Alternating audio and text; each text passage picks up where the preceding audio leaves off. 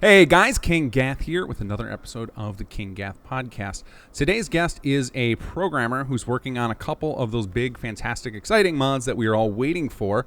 Welcome, dboogs. How you doing? I'm doing great, man. It's nice to be on the podcast. Yeah, right on. So is that dboogs or dboogs? Does it matter? Yeah, deboogs. I've had people Deboogs. call me like debogs before. I don't know where that one comes from, but yeah, That it's deboogs. works for me.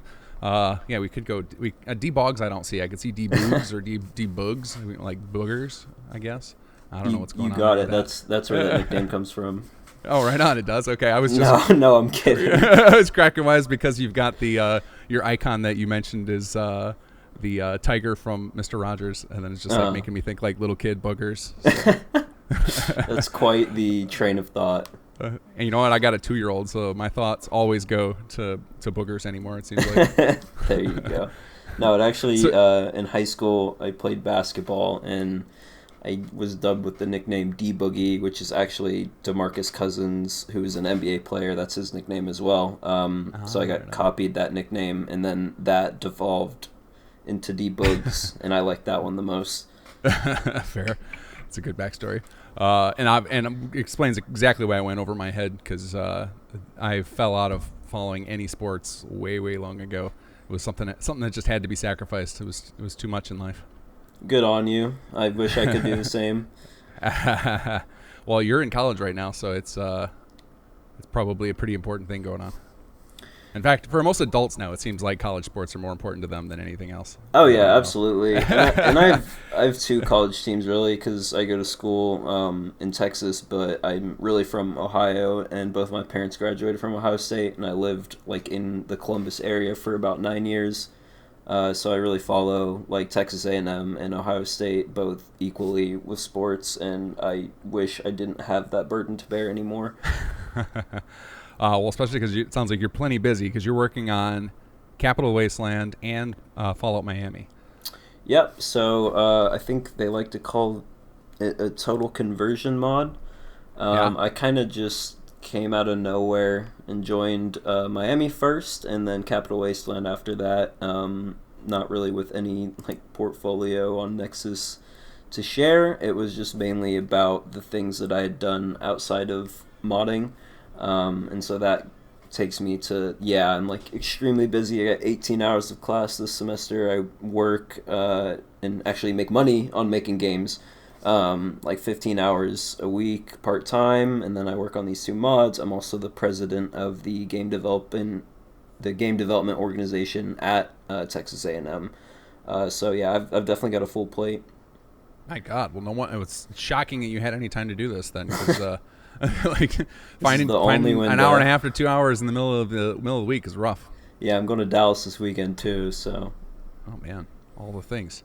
All right, Yeah. well then that's a lot. There's a lot to unpack there, a lot to talk about. So I'm going to talk about what I'm most curious about of what you just said there. President of game design. What was the name of the club? So it's called the Texas Aggie Game Developers, and I don't know if you're familiar with IGDA, the International Game Developers Association. Okay. They have like a very, very large network throughout the U.S., and sometimes they'll have branches at certain schools that have like a big game development program. And so Texas A&M tagged is Texas A&M's IGDA branch. So yeah, we really cater towards teaching new students how to make video games. It's less about like us making video games and having more things to put on my resume, because I'm already at that point. I don't need any more. Sure. So yeah, it's really just for new students. We teach people how to make video games. It's a lot of fun. Oh, that's fantastic. That's a passion of mine. I love teaching people stuff. So what kind of things come out of that? That sounds like a pretty big organization. Do you guys just host like game jams? Do you do like one-on-one sessions with people? Like, what does that look like?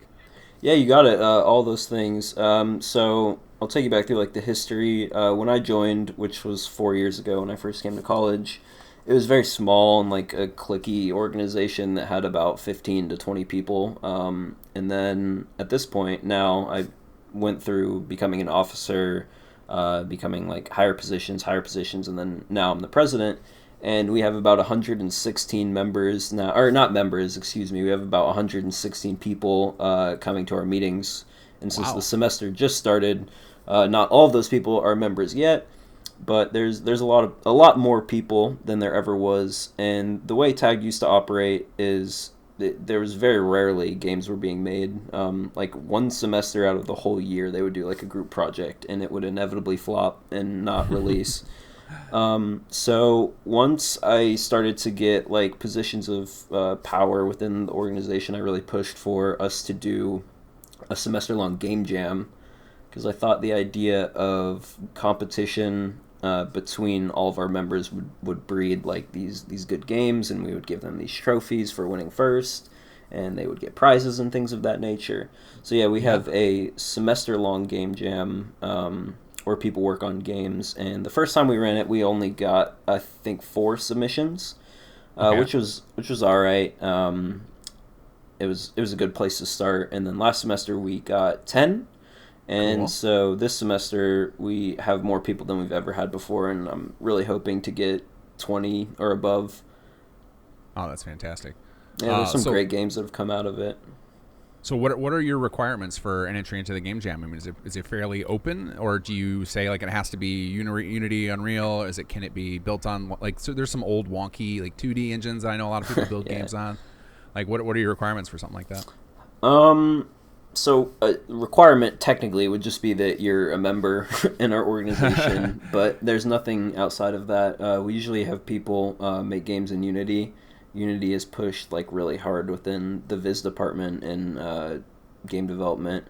So a Hmm. lot of people are choosing to use Unity. Almost everyone in our club is really geared towards Unity and has Unity experience. I'm Okay. really one of the only people that knows Unreal like equally. So in the past, most people would use Unity, but Yeah. we've really pushed for people to just use whatever they want. So now I'm sure we'll have this semester people on Game Maker, people on Unity, people on Unreal. Um, that's about it. I don't know about Godot. I just remember watching. I recently watched a video from somebody who got obsessed with this old Game Maker software, and it wasn't Game Maker. I can't remember the name of it, but it was a guy who basically had dedicated like 15 years to making games in this tool. That when he showed the tool on his video, I was like, "How in God's name did anyone make anything in that?" It was so. I mean, it was like from, I don't know, Windows 95. Like it was really old and still just kept getting. It didn't get updates, but he just kept using it. And I'm thinking that's crazy that people still create games in that. And then I went to the site where he talked about releasing them, and there's still people to this day releasing games on this old engine. So it made me aware that there are these little niche communities where people will just like ride a game engine till it doesn't run on the current Windows anymore, and then they probably just make an emulator and then make it run on this current Windows again. It's a wonderful analogy for Creation Kit, and the way I feel about it. Like there are Yeah. so many people that complain like, oh, Fallout 76 and the new games that are being made on like this old engine, like why can't they just update their engine? And like I'm in the background here like, thank God we're still using Creation Kit. I don't have to learn anything new. Right. Yeah, the amount of retraining that would have to go on within, not only within their studios, but also all the massive mod community they built up. It's probably like the idea of resetting that is not going to be good. And I'm not convinced that the engine's the core of the problem. I think it's a matter of they just need to retool a few core things at the engine level, and they'll be fine. Because the tool set works great. It has it has most of the features you would need to do just about anything you'd want in a game. So I don't have any problem with the engine in that regard. It'd be nice if it was a little less crashy, but I mean every engine's got crashes. It's just that, but we all know Bethesda's because we've been playing their games to death. Yeah, I agree. You can't make a good RPG without your game crashing. It's just not possible. Do you focus on RPGs in your own game development of things, or do you not? Or are you just into whatever? And that's just, you just happen to be into RPGs because of No, Bethesda. not at all. I would never make an RPG. I would never make an MMO. That just sounds terrifying and a very frustrating experience. I really like to make, especially in like a game jam setting. I've always believed the best thing to make is like local multiplayer, like couch game, like couch party games, Sure. where you just like whatever two like 1v1, 2v2, like 4 player free for all like type mini games, like Mario Party type stuff. Yeah. Now, do you find that are you good enough at the multiplayer aspect of that to get those? I guess when you're talking about semester long, that's a totally different thing than a lot of game jams are like 24 or 48 hours, where you gotta come in with a pretty solid plan and knowledge, and then throwing something like multiplayer into it really can wreck your plans. Because I know, are you familiar with the Game Maker's Toolkit game jam? Yeah. Yeah. We actually have someone in tagged. They I don't remember what they placed, but there's some really famous YouTuber that had like a top 20 games from Game Maker Game Jam, and there's someone Yeah. in tagged that placed within like the top 15.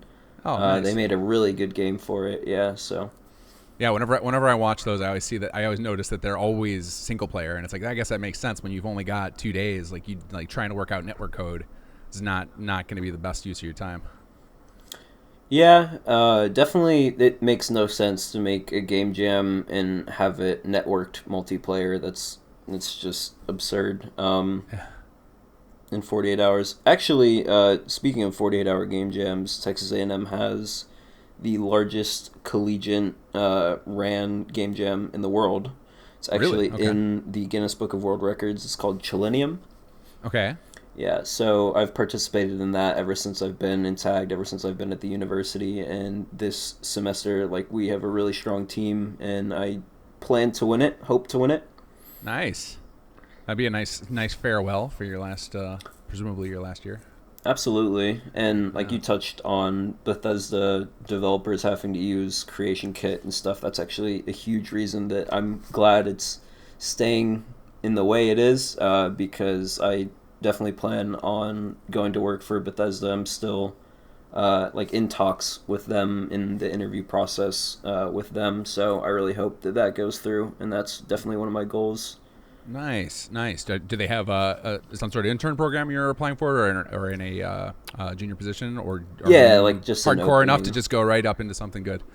No, I can't. I have no way of applying for senior positions anyway. But yeah, just a junior opening position. Right on. That's awesome. Well, good luck, man. Thank you. We need more people from the modding community sneaking their way in there so that we can get some of these problems fixed. Yeah, for sure. I know what to look out for and what people are fixing. Yeah. So Bethesda mods obviously are something you obviously know well, and you work on a lot with the two that you've gotten involved in. You said you had nothing else released, or you had nothing released to show off, but you had your own projects to show off. Now that you've been in there working on stuff, do you feel like you're getting as comfortable with their tools as you are with things like Unity and Unreal? It's actually funny talking about like not having experience coming into it because it's not really true. When I was a really little kid, like, or I say really little kid, but I was like 12, 13 or whatever when Fallout 3 was out. I would make mods for Fallout 3 on the Gek, and I would do like these shitty Blender models and like make weapon mods and do like Yeah. terrible quest mods with horrible writing, and I would post them on Nexus, and they would get just no traction at all, no endorsements, no downloads, nothing. And that like crushed me as a child. Like I thought these things were like so good, and it was so cool to like have something I made, and I would even like show my parents or whatever, and they'd just be like, "Yeah, that's cool, whatever." Like I don't understand what that is, and so that like actually had like a big impact on me as a child, and I was like, I just it was such like a scarring experience that I just removed everything, deleted my account, and I was like, I'm never making mods again. Oh, that's a bummer. Wait, so the scarring was. I thought you were going the positive route, that it was a good memory that you got to make mods, but it was the opposite because your parents were like, "What is this garbage? Get out of here." Less about my parents and more about nobody caring about them on Nexus, like within the Okay. community. Like they didn't gain any traction at all, and that really upset me because I was a 12-year-old, and I was like, these are awesome. Why doesn't everyone love Right. them as much as I do? Yeah.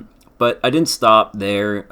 Once Skyrim came out and they released like the creation kit editing, I started to. I would take other people's mods, and I would always have an issue with someone else's mod, and I would fix it or fine tune it like myself to the way that I wanted it. But I wouldn't. Okay. I wouldn't make anything and like post it on Nexus. Sure. I remember specifically I made one of the most downloaded mods on Nexus for Skyrim is just simply like putting a marker on all of the stones of Barentia, Okay. And I did that before that guy ever posted that mod. Like, I did that myself because it was bothering me, and I wanted to, like, be able to find them without having to, like, look it up on the wiki or whatever. Right. So, like, he posted that, and then that gained, like, a ton of traction, and that made me think, like, wow, maybe I should be, like, posting things that I'm doing, because I could have been that guy, you know. He stole my thunder. You could have got those internet points. Yeah, exactly. I've never been a guy that cared about, like, internet points and stuff. I don't know why that affected me as much. We all as do a child. inside. We just don't acknowledge it aloud. Yeah, I guess. You still gain a little dopamine hit when you see like 5-6 digit numbers hit your downloads. Yeah, for sure, and that's just like science. But yeah, it's a shame that it crushed you as a kid then, but it's cool that you came back and you started tackling it. And I think that editing other people's mods is like a gateway drug. Like, that's what gets people hooked Absolutely. in. There's so many people I know who now mod on big projects, like even on the Sim Settlements team, who got started by just making patches and stuff because they were sick of other people's mods not being perfect. And the next thing you know, they're like learning 3D Studio Max and making models and stuff. Yeah, that's exactly what I did. And it wasn't really until are you aware with like Project Brazil with New Vegas? Oh yeah. So when Project Brazil finally released after like all those years of development, because you know how these big mods work, it was like after that happened and I played through it, like I'm not gonna say it was like a Bethesda DLC quality, but it was like the best quest mod that has ever been released for any game in my opinion. It's very, very good. Yeah, very in depth, like very awesome, very cool thing. And I was like, when I was playing through it, I was just like, I was understanding like all the things that they were able to do through modding, and I was like, this is so cool. Like, I really want to get back into this. And then I think it was probably like a year ago that I joined Miami, and I just wanted to take a shot at it, and so I applied, and they were like, well, you don't have anything on like your portfolio that is showing that you know how to mod Fallout. And so I made this like little mod video where I did some goofy like simple mod, and he was like, oh, this is really good, like, yeah, we'll bring you on. And then from there I got on with Capital Wasteland as well, pretty much just because that was after like the fallout of their whole team, and then they were bringing it back up. Right. And they needed scripters, so I was like, hey, I work on Miami. And then like right after that they were like, oh yes, please come on. And so yeah, that's how I got into both of the teams. So what was it about the Project Bridge, or well, I guess we'll call it New California since that's what it's released as. What was it about that in particular that drew you in? Do you just enjoy the fact that it's up to that high quality and it happens to be a mod? Is it the story? Is it the implementation? Like, what about it that was really attractive to you? Yeah, I think just looking at it from a whole like bird's eye view and seeing like how high quality everything was and how close to like a Bethesda standard it was created under, and I was like, if I could do this, then like Bethesda has to look at me and say, well, he definitely already knows like how to make our games, right?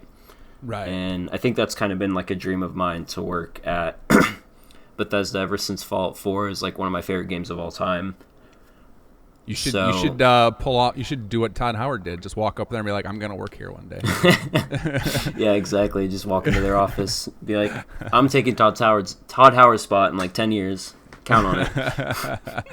That would be an awesome if somebody recorded you doing that too. We could put that up and keep it in a capsule to release in 10 years to see if it's true. Yeah, see what happens. Wow, this kid's ballsy. See what happens.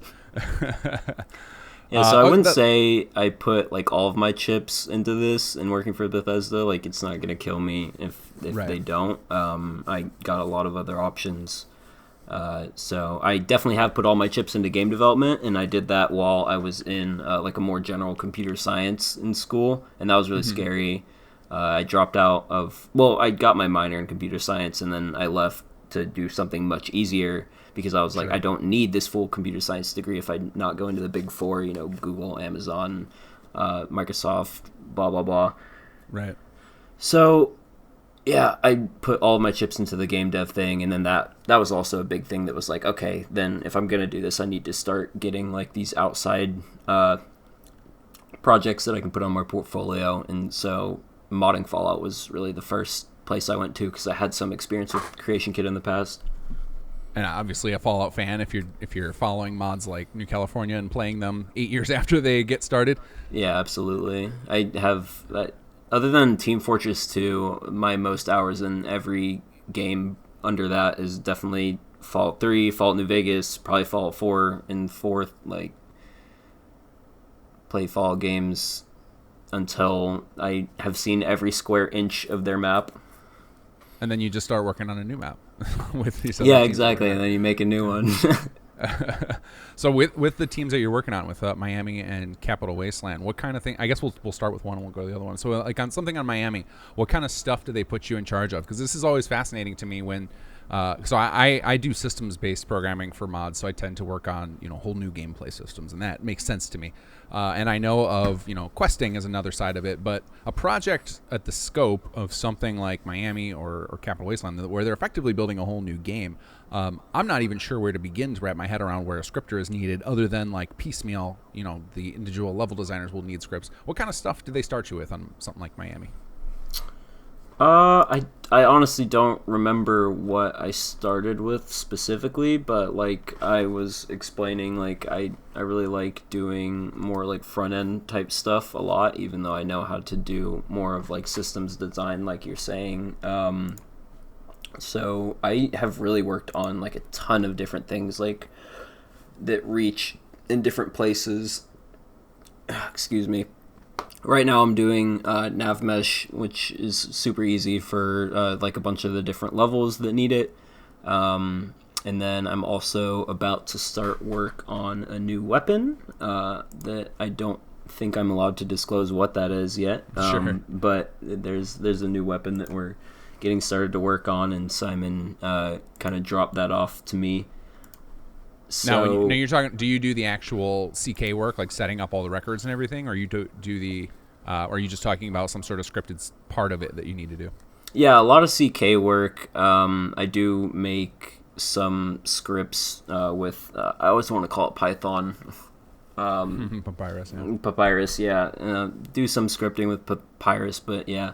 A lot of CK work. Like I said, I really like the CK work because it mimics like working in a game engine like Unity and Unreal like a lot, and I love stuff like that, like learning about all the limits and different things that an engine can do. Sure.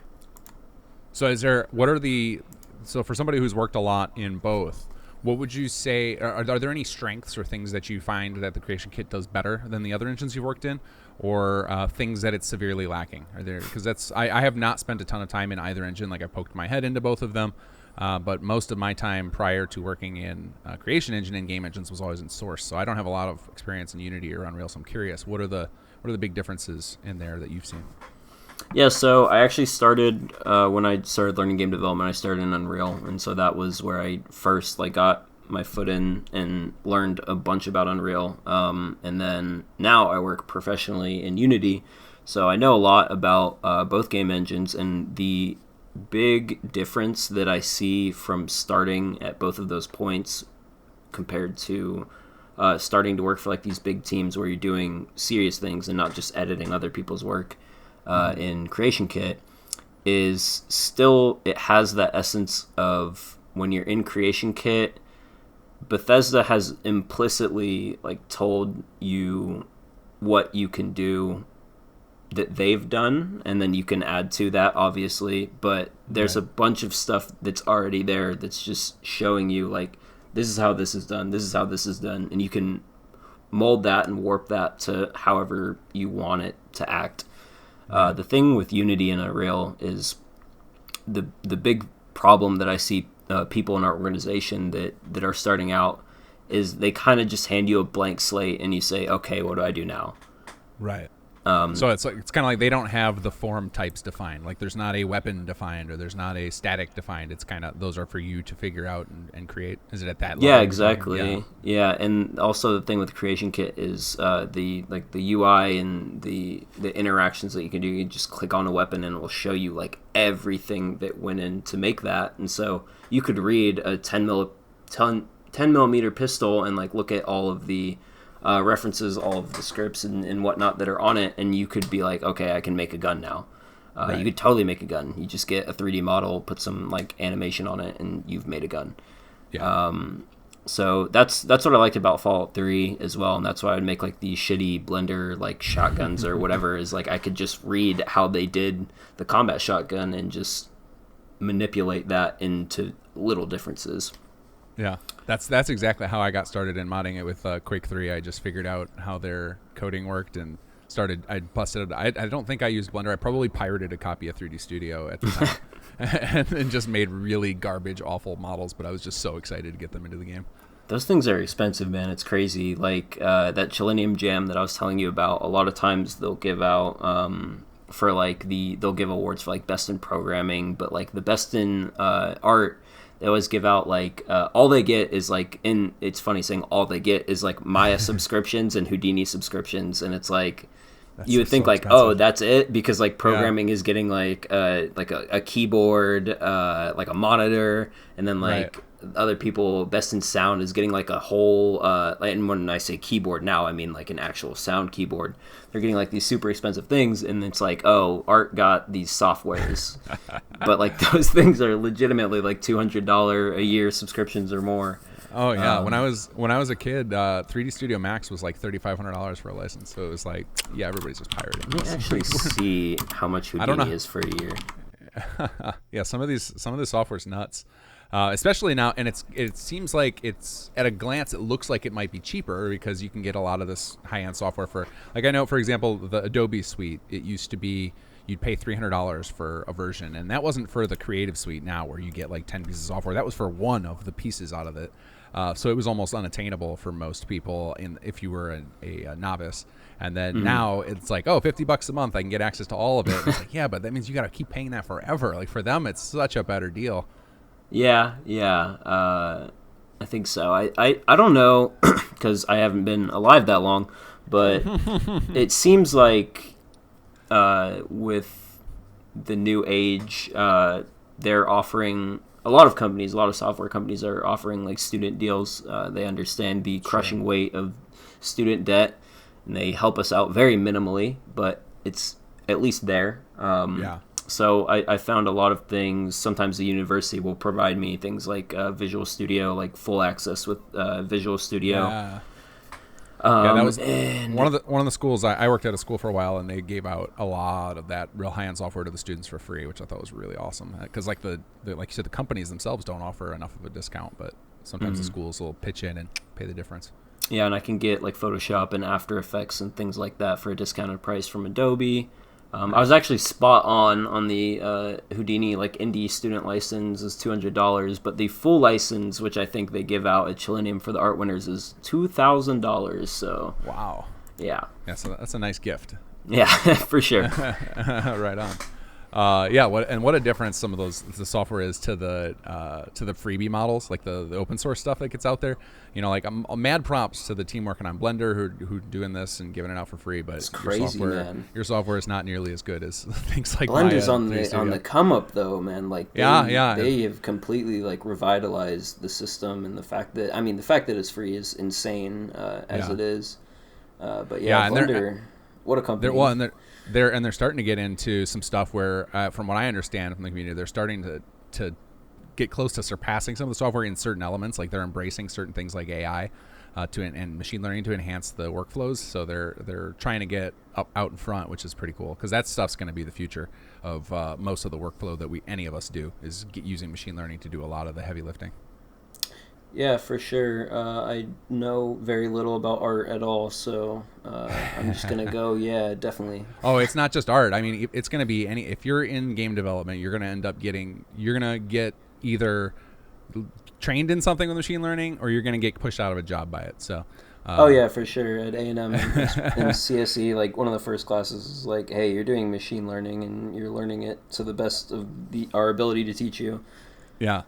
Yeah, it's one of those things on my agenda of as soon as I'm ready to take a break from modding, I'm probably going full bore into machine learning studies because I can see so many uses for it. Like one of the things I have on my agenda to do with it immediately for Fallout 4 is make a voice emulator for the protagonist so that we can have unlimited player voice character lines. I assume that as soon as I do that, it's going to get shut down by Bethesda, but it'll be a nice thought experiment anyway. That would be awesome, yeah. Or it'll get shut down by the voice actors because, man, that's for voice actors, something like that's like going to put them out of work. And I bet there's going to be a lot of sketchy contracts where people are signing away to EA their entire voice rights and not realizing it. Stuff like that's going to come down the pipe soon. Yeah, these game development companies are just like running amok and getting way out of control. That's definitely a huge thing for me as someone coming up into like the game development scene, is just how poorly like workers are treated, and not only workers but consumers are treated is just terrible to see. Yeah, I don't know what the breaking point's going to be because it seems like we just keep consuming whatever poop they throw at us. Like, yeah. It's like, hey, just the crap sandwiches keep coming and we keep buying. Like you don't see, you see people rage on YouTube and stuff about these games, but their sales are still out of this world. And one of the things I've noticed that's funny is that within our communities of very active gamers and mod developers and stuff like that, is that we all seem to group up and share these negative opinions of these companies. But when I talk to random people, like out at bars or restaurants and stuff, and they see like if I'm wearing a Fallout shirt and they want to talk about it, none of them talk, they're all like, oh man, I love 76 and stuff, and like nobody complains about microtransactions or Creation Club. They're just excited about the games. So I think that the vast majority of people who aren't only dialed in don't even care about how predatory a lot of this stuff is. Oh yeah, for sure. I mean, like you talk to anyone that isn't really like a very hardcore gamer, I guess, and plays sports, they buy the same game every year. They buy Madden or FIFA every single year, and it has no differences to it. It has different players' names and Right. maybe one mechanic, and they buy it for $60 every year. Yeah. Yeah, and I don't see that cycle breaking anytime soon, which is unfortunate. But it does bode well for people like you who are trying to get into the industry because there's more jobs. I don't know about that, because the problem Yeah. you find with like gamers being outraged and stuff like that is what happens even if we do boycott a game and we say we're not going to stand for this. The people who made it and put all their hard work into it are going to be the ones that like feel that they're going to get laid off. The people who made those decisions, the publishing companies, the producers, the project managers, those are the people that are just going to laugh to the bank as they lay off the people who actually made the video game. There's a huge problem in the game industry where people they put like their entire life into making a game, like insane crunch times and whatnot, and then right after that game's made, they say, well, we don't need you anymore, so we're going to let you go. So yeah, do I think boycotting games is going to do anything? No, it's actually just going to hurt the developers who actually made the game and are not at fault more. I don't really know how we beat the big companies and their predatory strategies. Yeah, I mean it's the same problem in every creative industry as it matures and you get a few big dogs on top. Then I think that just tends to be it. With the way it goes is. They gain most of the power because people are going to buy all their properties from them, and they're the only ones who have the resources to create products that are high enough level to meet consumer expectations. And I don't know how we stop that machine. I think you just have to. I guess the best we can hope to do is latch on to the ones that show some restraint. Like I think a lot of people are gravitating toward CD Projekt Red right now because they seem to be. They're not embracing a lot of the anti-consumer practices, and they're keeping the quality of their games very, very high. Now, I've heard one of the negative sides I've heard of them is that they pay their labor very poorly, but that's all relative because that's based on it's paid poorly based on American standards, which are what we expect to make is a lot higher than what they do in Poland, for example. But I don't know what the answer is there. It's definitely a constant problem, and the thing you were talking about with people busting their butts and making these games and then them being destroyed by the suits, essentially, like that's that's one of the reasons I tend not to trash something like Fallout 76 too much. I give it crap in the sense that it's not my type of game, but as far as it being a creation these people poured their hearts and souls into, I don't believe for a second that the developers who were working on the art or the programmer or anything had a ill will in their, and like they didn't come in with ill intent. They wanted to make some really awesome game, and they did their damnedest to do so. Yeah, like for a fact when you see Fallout 76, and one of its biggest issues is that like enemy models are just T-posing and not moving in like the middle of the game is totally not something that's like, oh, we didn't know how to fix that, so we just plugged it in. It's totally like the big wigs come in and they're like, well, we need the game now, so we're cutting it. Right. Yeah, you can totally see that throughout 76. I actually thought 76 was an extremely fun game until I got to about level 76, because once you go through the main story, which was not bad. The main story and things like what was it, the Mistress of Mystery quest line, like even without NPCs, they were good quests. They had some interesting story that you could really get behind. But once you finished that, the game was literally just nuking White Springs, farming ghouls, or nuking the edge of the map and killing the Scorch Beast. Like, Yeah. that is so not fun and intuitive. Like, you can just tell the game was so rushed and is just completely devoid of content and fixes to simple things like animations not working. Right. Yeah, it's insane that was ever able to be released when it was. Yeah, it really seems like it needed, if they wanted it to have a long life with players, it should have shipped with something like Nuclear Winter. It needed to ship with some interesting end game activity, as opposed to just farming new codes. Which like I mean, I've gone through my share of MMO addiction, and any of them, almost most of them that came out without like any end game content failed miserably right away, because it was like people get to that stuff real fast, and you better have something to keep them occupied. Yeah, I refuse to play MMOs. I refuse to make Good MMOs. for I you. refuse to play them. I played one when I was in high school, and high school Yeah. is like the easiest, like academically and like work wise, is the easiest time of your life. Yes, it's one of the biggest wastes of time of your life too.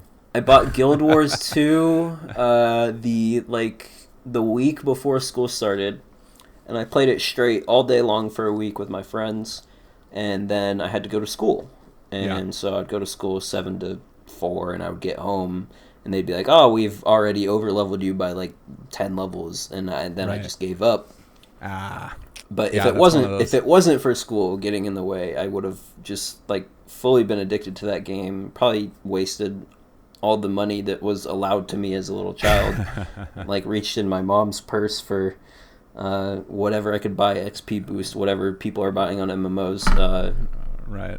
Yeah, so Guild Wars 2 was the experience that I had where I was like, yeah, I'm not ever buying an MMO again.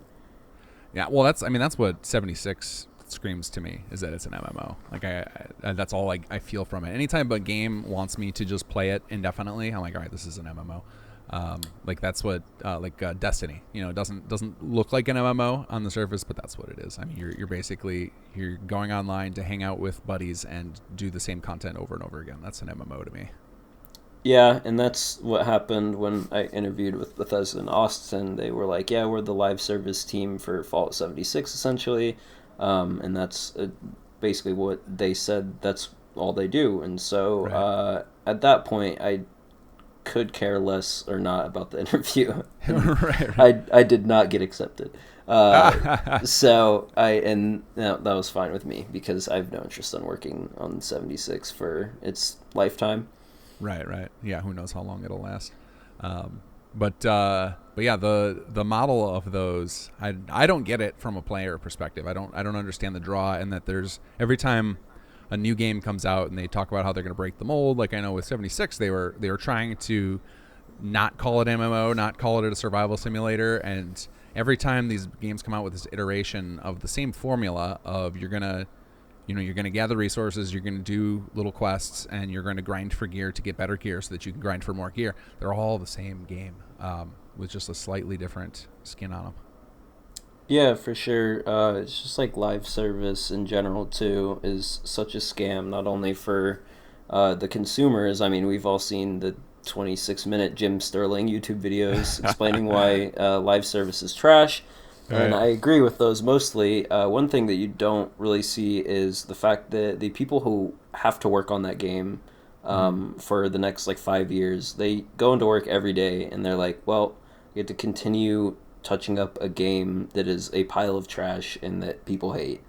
Like where's the fun in that? That just completely sucks all of the enjoyment out of game development that someone has. It's like live service is just bad for both parties, in my opinion. I mean, there are some who that have succeeded fantastically, and that's why everybody's drawn to them. And games like Fortnite, people are still in love with, and that's effectively a live service game. And so like or League of Legends, another one. It's even though it doesn't Yeah, yeah, cost yeah. anything necessarily, it's all based on optional purchases. It's still a live service game, and a lot of players love those. A lot of players hate them too. I would think that if I was working at a game dev company, I would just check out from social media, never reading comments again. Don't want to be any part of that because it just seems like a real toxic place to be. Yeah, I guess that goes back to the 12, 13-year-old kid in me that was like, I want people to like my mods. Right. I want people to be playing them and appreciate what I've made, you know. Yeah. Yeah. Um, And maybe you got to go indie for that. yeah, my goal in the end would definitely be to own my own company. You know, I'm not planning on staying at Bethesda for 40 years. Sorry if you're listening, Bethesda, but I kind of want to get that experience from a bigger company, and I can't think of a better one than Bethesda. I love Bethesda Yeah. games with all my heart, and get that experience and kind of run with it on my own. That's why I take a lot of business classes at A&M whenever I can, Sure. and I'm really interested in becoming.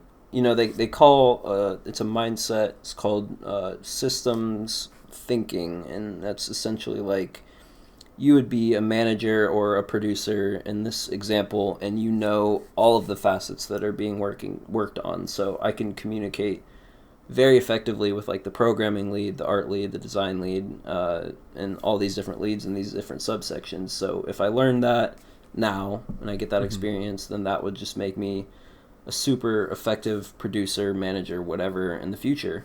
Right. Well, yeah, and I think personally one of the best ways I've ever learned to manage departments in that regard is just get my hands dirty in those, and that's something you can learn in modding of because you just need to learn. You need to learn just enough so that you understand how long things take. Really, is what I've always said is you need to know enough art so that your artists can't BS you about how long it's going to take them to produce, or that you can, or more importantly, you need to be able to identify what is good and what is bad content in each of the departments. Yeah, for sure. I don't know much about disciplining people for not doing their work on time or Oh, whatnot, that's but yeah, that makes that's sense. something that no one has perfected. It's got its ups and downs no matter what you do in any company. Yeah, I But don't think I've ever heard anyone that liked their project manager at a work site. So yeah, you find if they like them too much, then they're probably doing more partying than getting things produced. Is what I find. Like a lot of the offices where I live have kegerators in them as a way because one of the things that Facebook and Google kind of started within the program, at least in the programming. I don't know how far it goes into the other like art and writing and other parts of gaming, but in the computer programming sphere, it's all about the perks that you can use to draw in the programmers. So it's like every office I've been in, it looks like a damn college party all the time. yeah, I visited offices in Austin for sure that have just like ridiculous extremities. That is like it. Did you come to work to just like play pool all day or program? Right. So currently, you talked about like indie companies and project managers and things like that, and having someone watching over you. Currently, the place I work is just a like little 3-man team, essentially 4-man team, Okay. and I have like a ton of autonomy. I am the tech lead, right? Because I'm the only tech there, Okay. and I love that so much. So that's something that I'm seriously considering just like staying with, Sure. because yeah, sometimes I look into the game development industry and those big companies, and I don't like the direction that they're heading. Right. So I think indie and something smaller like this is definitely something to consider for the future.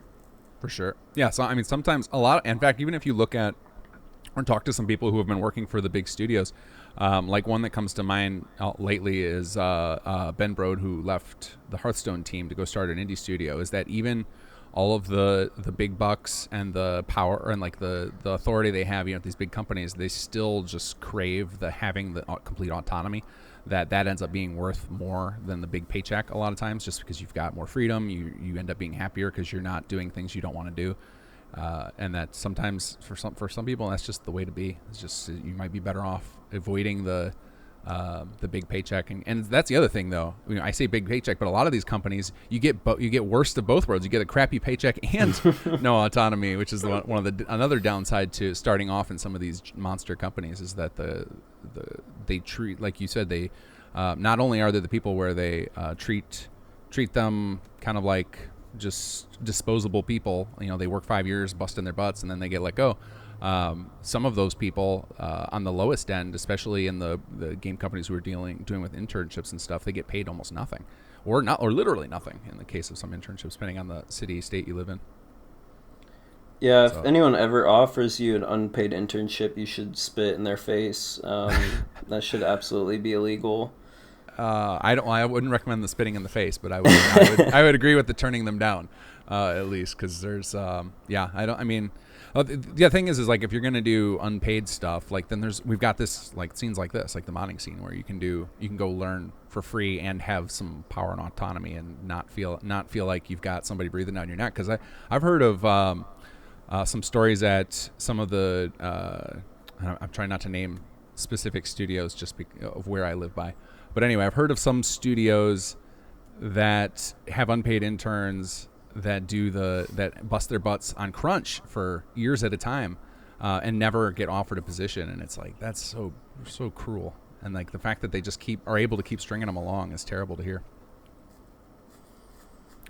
But yeah, it's a scary thing.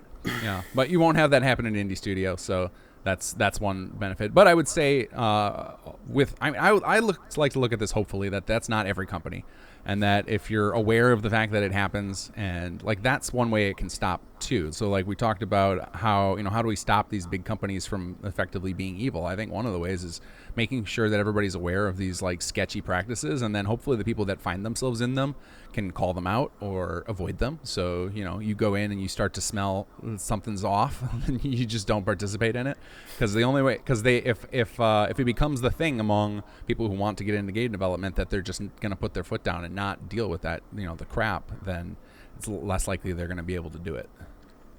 Yeah, definitely. Like you mentioned League of Legends, like that's the only way to start it really is like these brave souls have to come out and give up their dream job and say like there are things that are going on within this company that are not right and need to change, and nobody said anything about them so far. So yeah. I guess I have to be the one to do it, and so they do that, and then that's definitely the way it starts. But where do we go from there? Like, do we just say, okay, we're not going to give League any money anymore, we're going to stop playing its game, we're going to call legislators in San Francisco and tell them to crack down on the company, blah, blah, blah. Like, it's a difficult topic that I really hope things like you look at Belgium banning loot boxes, I really hope that the government starts to get more involved into it to a point. Mm-hmm. Because there's definitely stuff like, allowing children to gamble in video games is unbelievable that ever got through. Yeah, that one I'm scared of coming up. I see my nephews playing Fortnite and they're horribly addicted to skins, and I'm like, I'm not buying you that. Like, that's such a waste, man. Like, just play the default. It's fine. You just still the gameplay. Then it's just even cooler when you win on default skin, right. Because nobody expected you to be there. The noob and the starter skin just killed you. What do you like? I like them apples. Yeah, that stuff. That's a whole other story. There's like two issues going on with the games industry right now of abusing customers with horrible practices like loot boxes and gutting their gameplay and trying to sell it back to you, and then the excessive amounts of crunch and underpayment of staff. And I don't. Yeah, they're like there's two problems that need to be dealt with. And I don't know. I mean, I think that this is the same type of thing that again every industry ends up going through. If you've got kind of the Wild West and the fact that nobody really thought about loot boxes, or the fact that you could basically create virtual gambling with alternate currencies and stuff, and that's just something that just needs to be dealt with legislatively.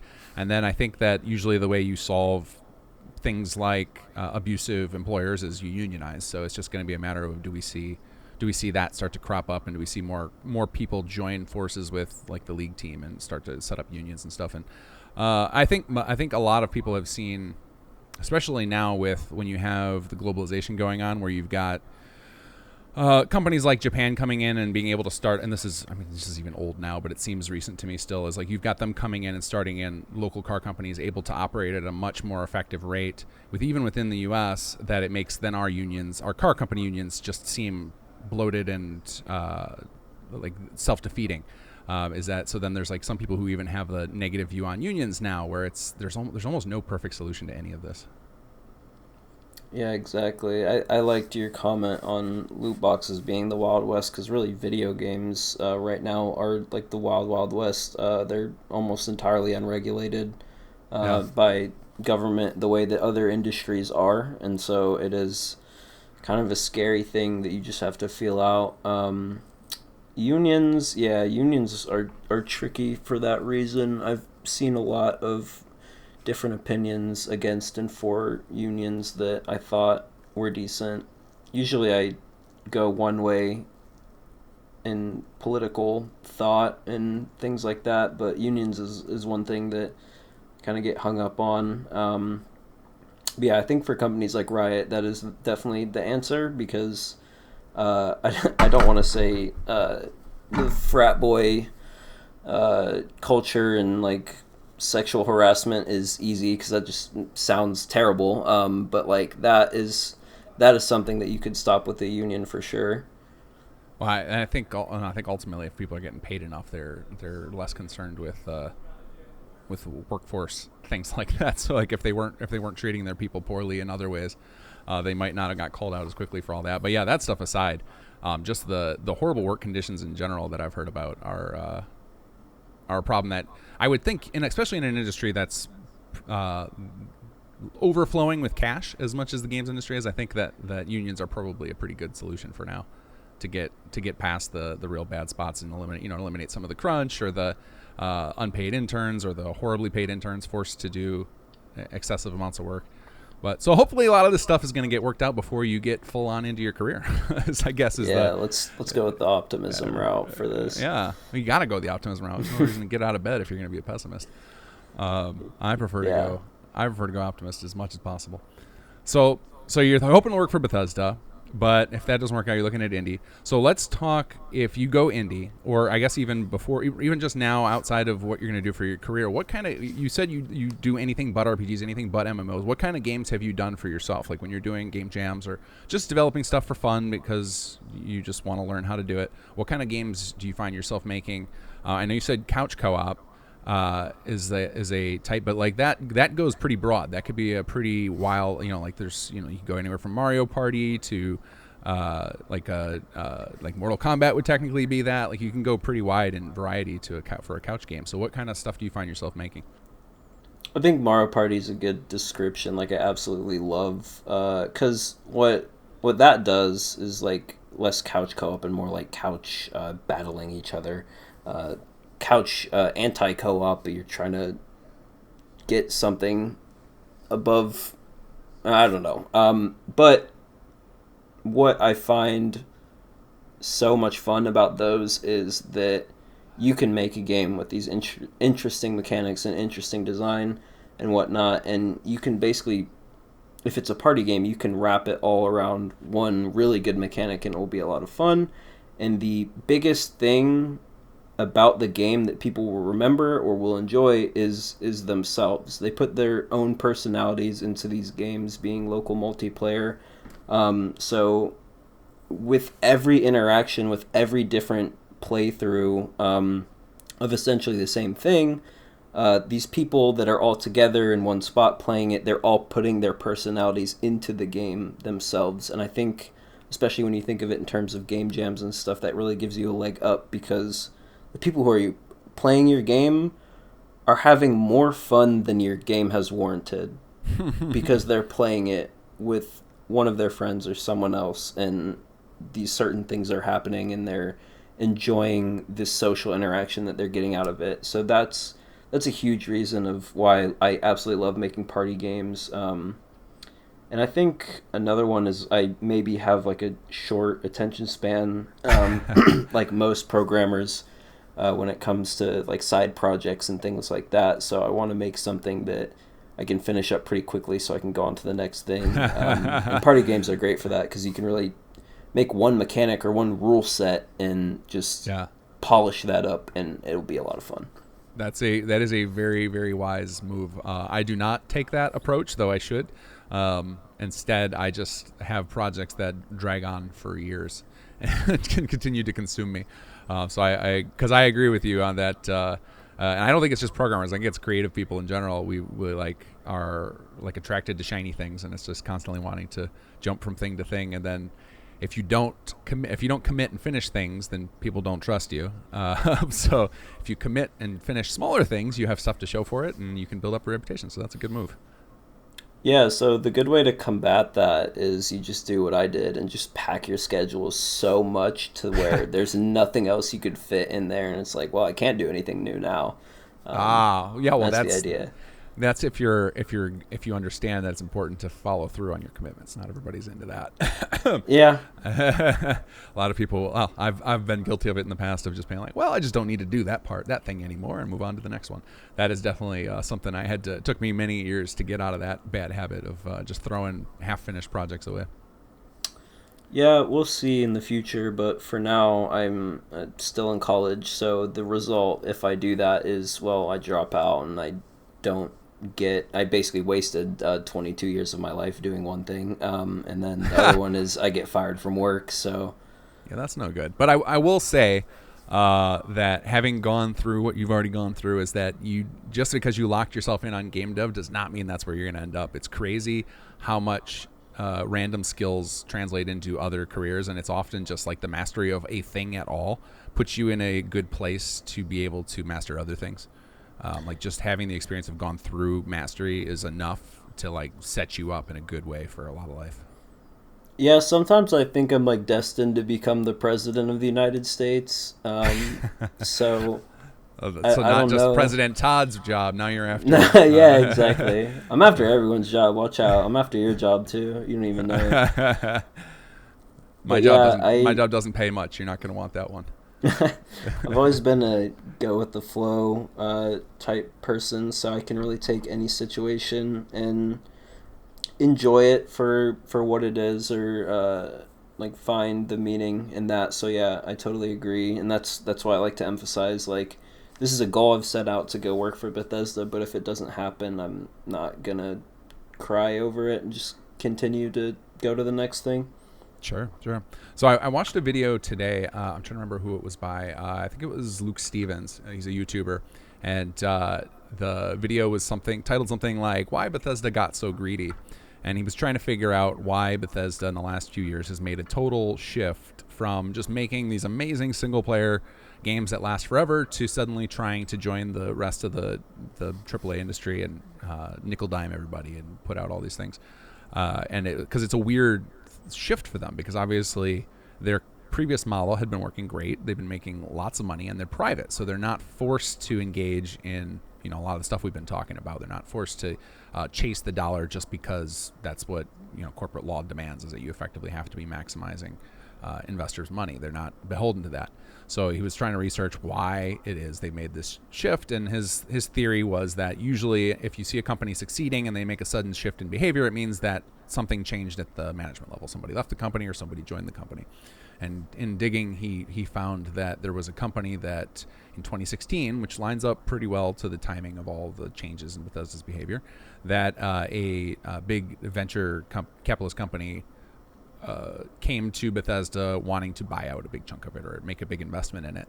And so then his theory, after doing all this research, was that Bethesda is probably gearing up to make a public offering, which would make a lot of sense if they're trying, if they're trying to pad their numbers with all of these microtransaction and different revenue sources, to where it would just make them that much more valuable. If that happened, then they would become effectively as another EA, Ubisoft, etc. One of the big demon companies that we all like to complain about. If that were to happen, does that change your objective to try and work for them, or do you feel like they have enough of a core of a good company, and even if they were public like that and were one of the big monsters, you'd still want to go get that experience under your belt with them? Yeah, so I'm gonna sound like absolutely insane here, but I was aware a little bit of Bethesda maybe trying to go public, and like you said, padding the stats is a good way to put it. I think with things like Elder Scrolls and Starfield on the horizon, they're doing this for a time. They're releasing like Elder Scrolls Blades, like even Fallout 76, like things like that. Yawn. Um, and they're doing that to, like you said, very good way to put it, like pad their stats and go public. And then I think when that time comes, do they become like EA and Ubisoft? I think no. I think they might, go back to their roots. And I mean, like I said, there's this Elder Scrolls and Starfield on the horizon. And I would absolutely love to bring a new IP to life in Starfield. I loved like the Mass Effect games, and that's how I think of what Starfield would be, is like a Mass Effect Fallout, essentially. Sure. And so like those things interest me a whole lot. But the most important thing with working for companies like EA or Bethesda, and I know a good amount of people that work at like BioWare, for example, which just came under like insane scrutiny for all these different things, and you talk to them about like their job and what they do at BioWare, and completely like man to man, like not like showy or like their life is being threatened by someone with a gun from BioWare behind them. They're like, oh, I love it here. Like it's so much fun. I get paid well, like all these great perks, and it's like, well, everyone else is saying BioWare is a shit company and they did this and they did that. But they're still enjoying their time at these places. And I really feel like that is the way that it would work out if I did go to Bethesda in a very similar fashion. So maybe the company goes public and they make some moves that upset people. But I think being an employee is kind of a different space. And I think they're going to get back to what they do best after they've done this stat padding, and they've seen hopefully that things like Elder Scrolls Blades are not going to work out and get them the revenue that they want. I can't imagine I can't imagine anyone playing Elder Scrolls Blades. I don't know why anyone would touch that. I mean, a lot of people do. I fell out of it immediately. I think I lasted an hour on it. I was like, nope, this isn't for me. This is not a good game.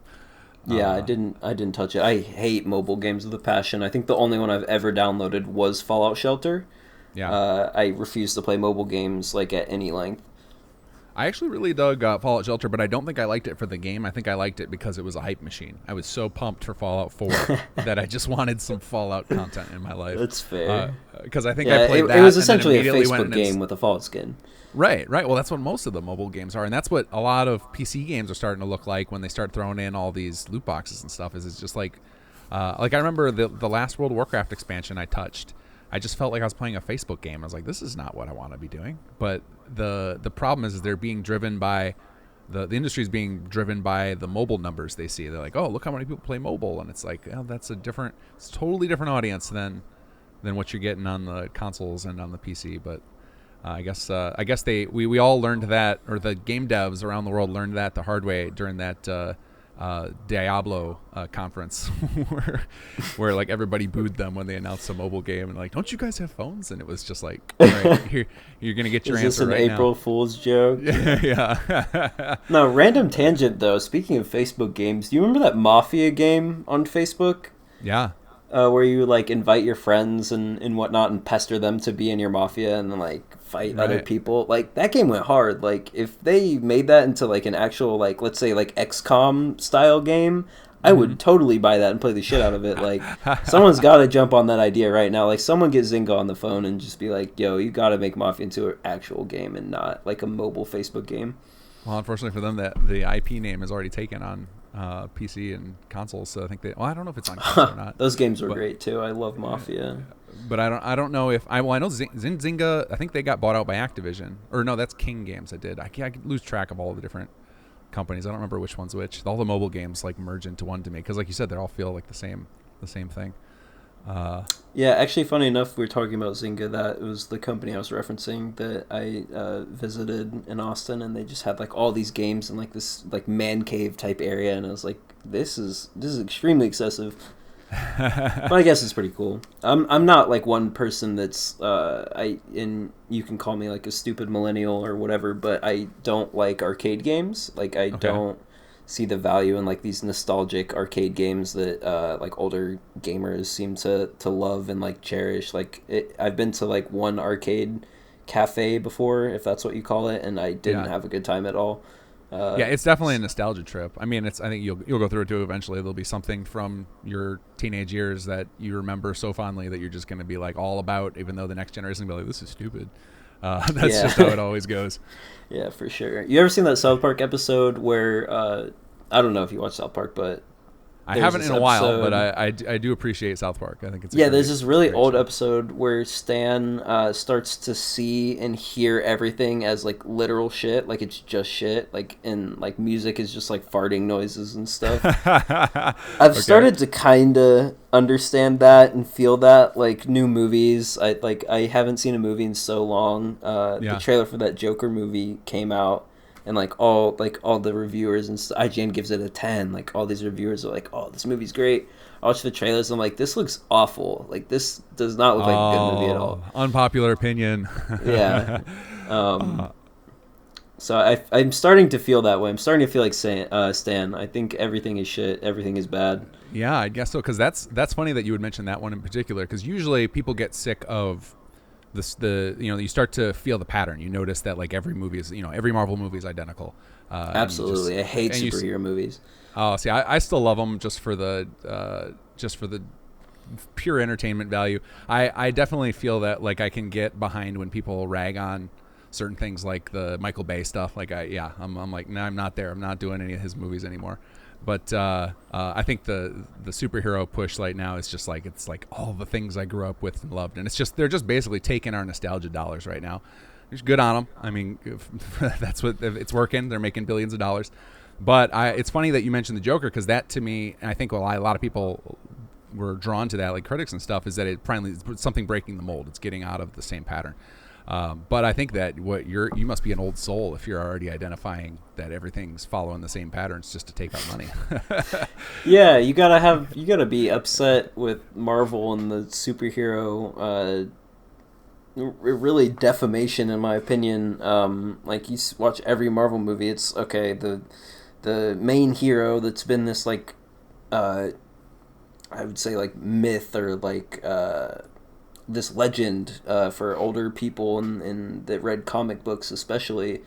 Not only that, let's go into the fact that comic books, people that read comic books back in the day, like those people were like bullied, they were looked down on like by society, and now it's like this cool trendy thing to like superheroes and like these superhero movies that every single one is okay. The protagonist comes up and he faces this big evil bad guy who's gonna destroy Earth, and then he saves Earth. Like that is every single Marvel movie. I think a lot of like the true comic book nerds, like if you go watch YouTube channels of a comic book, they hate all this comic book stuff. Like they're really angry about how it's not following the source material. It's derivative, like all of their complaints. For me, I just get to see these moments I remember from, because I was never hardcore into it. I was in it just enough to where this gives me the nostalgia tickles, is that I just like remember these epic moments where I'm getting to see all these characters in real life, portrayed by actors I love in these like cool scenes, like that scene in Endgame where you get all the people coming out of the portal. Like that's such an epic visual that's all it took to sell me. So like I am the sucker that they're after. And that's, so be it. Like I'll get over it eventually, and then I'll be joining you on the sidelines, being like, I'm tired of this. Get this out of here.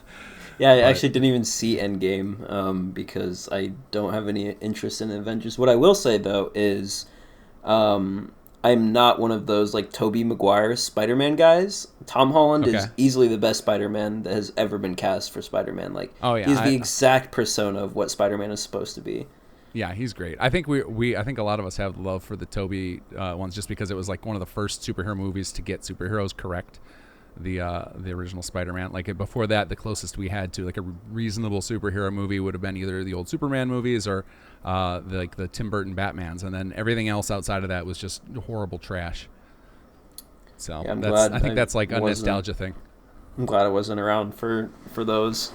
Yeah, I already hate superhero movies enough as it is. Well, and at that time, that was way more exciting to get them because they were so rare. And then over and over again, it was kind of the same thing at the same time when we were getting bad superhero movies. We were also getting a lot of bad video game movies. Now, yes, people have given up on that. I think are there more? Other than like the Sonic memes that are going around? Are there video games still getting made into movies that I'm just not aware of? Have I? That's actually a great point. Well, I know that movie. I never actually saw it. I kind of wanted to, but I don't really watch movies nowadays. That one movie, Ready Player One. Everyone liked that a lot. See, I thought that one was divisive. I thought a lot of people hated it because it wasn't true to the books. But I didn't watch it and I didn't read the book, so they like went over my head. Huh. Yeah. No, I only heard great things about it, and I mean I'm very involved. Most of my friends are in the game development design circle at school, and I only heard good things about it. What I will say about Sonic, I thought about that earlier when we were talking about them pushing out Fallout 76 like way too early, is I love the direction that studio is taking because I don't think that movie is bound to be terrible. Like, it has to be terrible. Right.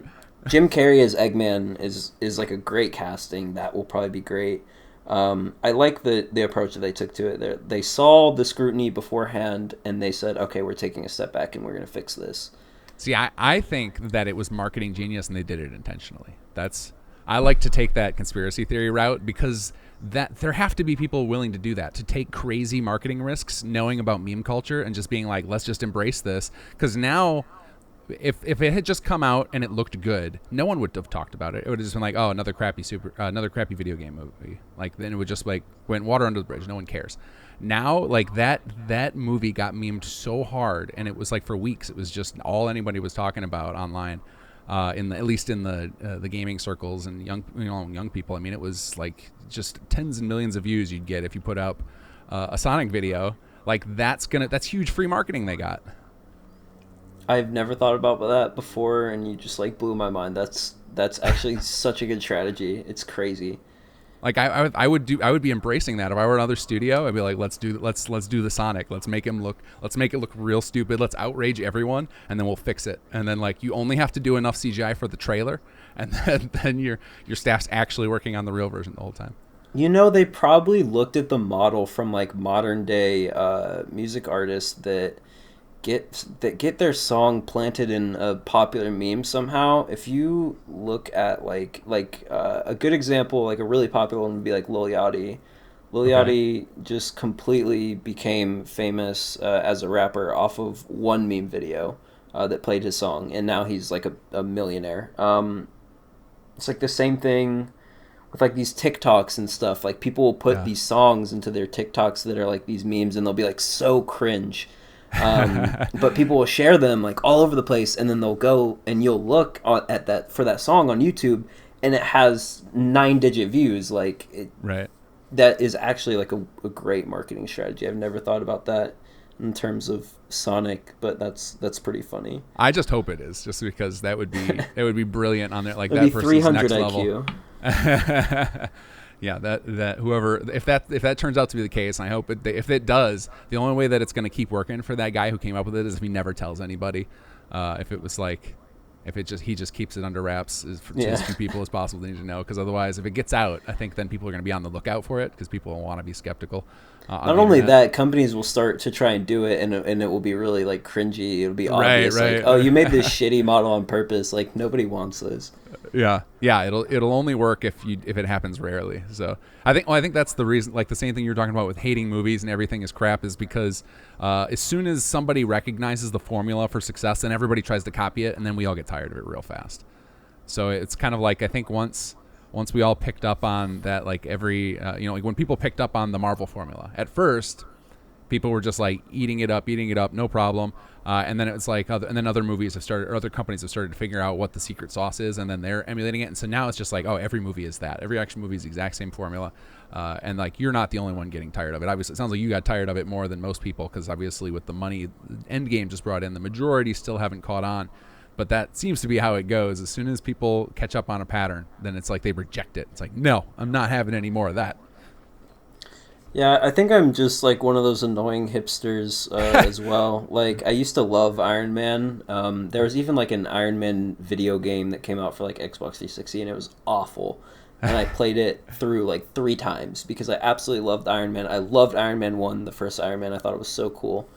And then other people that had never heard about Iron Man before, they had no idea that that was even a superhero, were like hopped on the train and they're like, "Oh, Iron Man's awesome!" And I was like mad. I was like, I liked him first.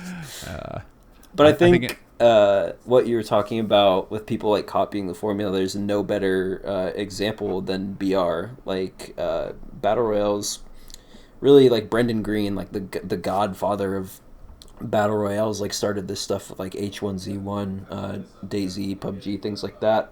Yeah. And then Fortnite, luckily, I was so excited for Fortnite as a game when they showed it at E3. I thought it was going to be so cool, and then I bought it on day one, and it was horrible.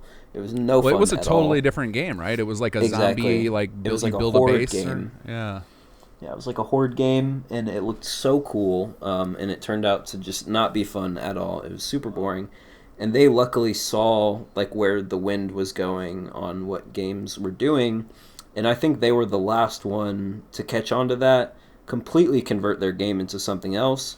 Yeah. And that was really the end of Battle Royale, because then you look at, or at least people liking Battle Royale games, because you look at like Call of Duty, who joined that whole craze with their next game, and Blackout, and that was just not fun at all. And See, I've watched a lot of people play these, and they look really good. Like I don't get into the genre, but like watching people play Apex or Blackout, like it looks like really polished versions of that formula.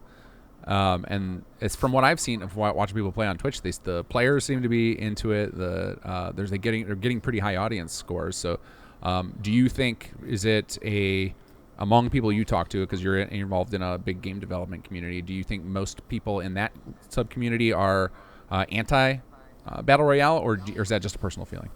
No, like it's less about that, and you're absolutely right. Like Apex is one game that just completely like revitalized BR and like revolutionized it, even though it's been like such a quick trend. It's crazy to say that it died for a bit and then Apex brought it back. Like all these features that Apex put into their game, Fortnite immediately puts them in afterwards. PUBG immediately tries to put them in afterwards. So Apex is really just like an example on its own. Like you get this free battle royale game, kind of like Fortnite, and there's like all these new features in it that make it like a totally different game. So that was awesome. I loved Apex. I love PUBG. So I was a big fan of the BR. But like when you look at things like CS:GO's like Black Site, or like really any game that was like, oh, we're announcing like a battle royale, like think of the reception of Nuclear Winter when Fallout 76 was like, oh, we're gonna put a battle royale in our game. Like everyone collectively groans. Right, but everybody who plays it seems to have a great time as well. I think like I've never touched Nuclear Winter, and I haven't heard from anyone that has. Okay, everybody I've heard from has said that it's surprisingly fun. Because, I think, like you said, a lot of people cringed, except for the people who are into 76. They were all excited because it was some new way to play. But it looks like it's got enough newness to it. Like the fact, like I think that's the first battle royale that can end in a draw. Like if you nuke the center, like you can just end the game for everybody. Things like where there's just little things that are different enough about it that it shakes up the formula. It maybe isn't going to be enough to cause Fortnite to copy it, but it has enough differences that people were into it. But what's interesting to me about the Battle Royale formula is that effectively it's just a modern take on deathmatch using current hardware possibilities. So like deathmatch used to be all the rage. That was the big the big game format when I was growing up, but it was limited by hardware. Is that getting when a game advertised being able to do more than 16 players, it was like mind-boggling. It was like, what do you mean we're gonna have 32-player deathmatch? That's nuts. How is that possible? And I think it feels to me like the battle royale is like now they recognize, getting 100 players at once is not a big deal. There's so many people gaming because it wasn't, and it was like there was hardware limitations and there was also the audience. You had to have a big enough audience to be able to start up games constantly. Now there are so many people gaming that starting up 100-person matches every couple of seconds is not unrealistic, which is just nutty to me to think about, considering where gaming was when I started way back. Yeah, I don't know what it is specifically about BR that makes it so much fun. Like PUBG, I played that so much, and that game is horrible. Like technically, that game is terrible. Like it feels terrible. It's not smooth at all. Mm-hmm. All of the assets are like pre-made assets from the Epic Store, or not the Epic Store, the Unreal Store. I mean, it looks like a mod. It looks like a game mod. It literally is, because that's what Brendan Green does. Brendan Green has always just modded things into being these battle royale games. But it's crazy that there's a whole like PUBG corporation now that's working on this game actively. Right. And this is the problem with BR is people saw that wave and now they just want to monetize it. They don't want to make it better. PUBG has received like no significant changes at all in how the gameplay feels. Yeah. But they've put in hella cosmetics and crates and things and such as that. So it's kind of disheartening, and that's why I like to say the genre has died. Mm-hmm. People are just trying to get as much money out of it now. Like CSGO's Black Site specifically was not even like an attempt at making a battle royale game. It was totally an attempt of just getting people to play CSGO again, even for a short period of time. That was horrible. Like there was no point to them ever releasing that. So those are like the reasons why I say. And there was that one BR game that released after Fortnite that died like on launch. I forget what it was called. Yeah. It looked a lot like what is that, Xbox exclusive? I mean, it doesn't matter. Yeah, that's why. Yeah, there's been a lot of come and go. But what's the thing that's interesting with the battle royale genre there, I think that they did that was extremely unique is really the allowing you to exit the game and go join a new match. I think that, to me, that was the actual big thing that changed, because usually in games you either wait for a respawn timer and the match is you're stuck with the same group of players for however long the total match is, and like to me that's the actual big change is like once you die you're just out. Like, you don't matter anymore, so you go try and win again somewhere else. Whereas the typical model of you look at some of the previous big online games would have been things like Call of Duty and stuff, where you're just you're waiting for either the respawn to do your side of the objectives, or you're on a constant respawn timer and you're just trying to get that kill count up. And like it would always get to a point in those matches where one person or one team was so far ahead there was no coming back, and Battle Royale kind of solved that and made it so that each round you're either a winner or a loser, and as long as you're alive, you're in it. You have a chance to take the match, which feels really good. Yeah, absolutely. Like the quickness in between, like from the time you die to when you get to play again, is insane. Like that is a huge part of the battle royale thing. Is like it costs you nothing to play a battle royale game essentially, because you're gonna get into an Apex game, you're gonna land, and you're either gonna kill people and you're gonna keep playing throughout the game, or you're going to die and you're going to start another game and immediately be back to square one. It costs you nothing in terms of time, and like even when they came out with this rank system, it cost almost nothing to get into these rank games, and there's almost no penalty for these rank games with their rank system. That is definitely the allure. It costs you literally $0. It costs you no time to play the game, and it costs very little to even play ranked and like get your skill and accolade up. I think that's a big difference between that and a game like League, which I used to play a decent amount of League, and I would rarely play it even when I did, because I was so scared of wasting 50 minutes of my life to play in a game where I would lose, and then I would lose LP, and it would literally ruin my day. Like, yeah. So you die in Apex, it's literally no skin off. Like you don't care. You just start the next game. Yeah, and with one of the problems I always had with League was that, and I was one of the problem people in this regard of like it was so dependent on team play that if you had even just one, if you were paired against a fairly high end team and one of your teammates happened to be bad because you had to have them filled with a rando, then you're just screwed. Or it could be you go 45 minutes long in the game, you have it all wrapped up, and then somebody drops or gets replaced by somebody bad, and now all of a sudden the tables are turned and you just blew 45 minutes, and like that was such a miserable feeling. And I was one of the guys that would get dropped into your team and lose it for you because I was never great at that game. But I could see the how that would be so horribly and disheartening, and that's why there was like so much rage and chat in that game all the time. Yeah, I've put way too much time, way too much money into League.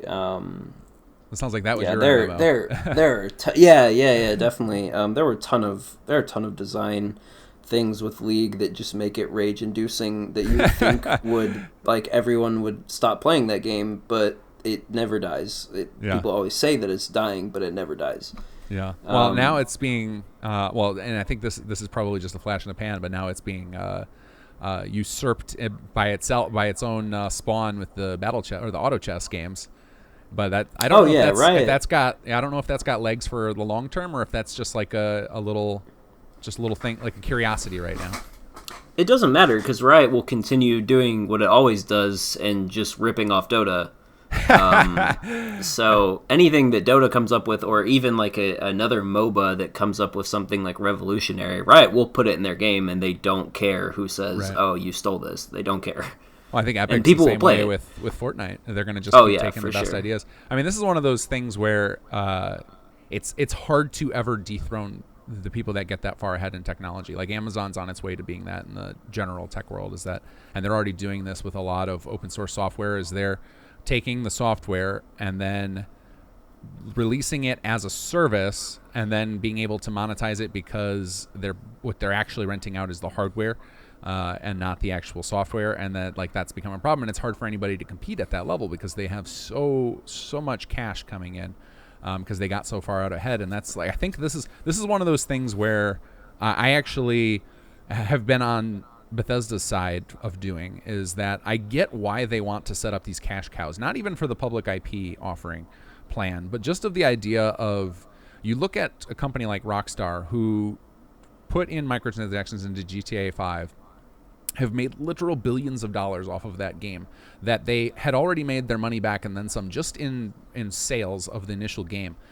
Is that has to be so enticing, because then, I mean, and that's why we have the insanity that is Red Dead Redemption 2, is because they made so much money on their last game, they were able to spend 8 years developing their next title, and like that has to be, I mean, like for me, like thinking it as a developer, not even from a business side of things, but just as the idea of having that much income from one production, being able to basically subsidize all my dreams in game production, like that it has to be so appealing to all these game companies, of just being like, imagine if we didn't have to worry about profit on our next 6 games because the game before it made so much money.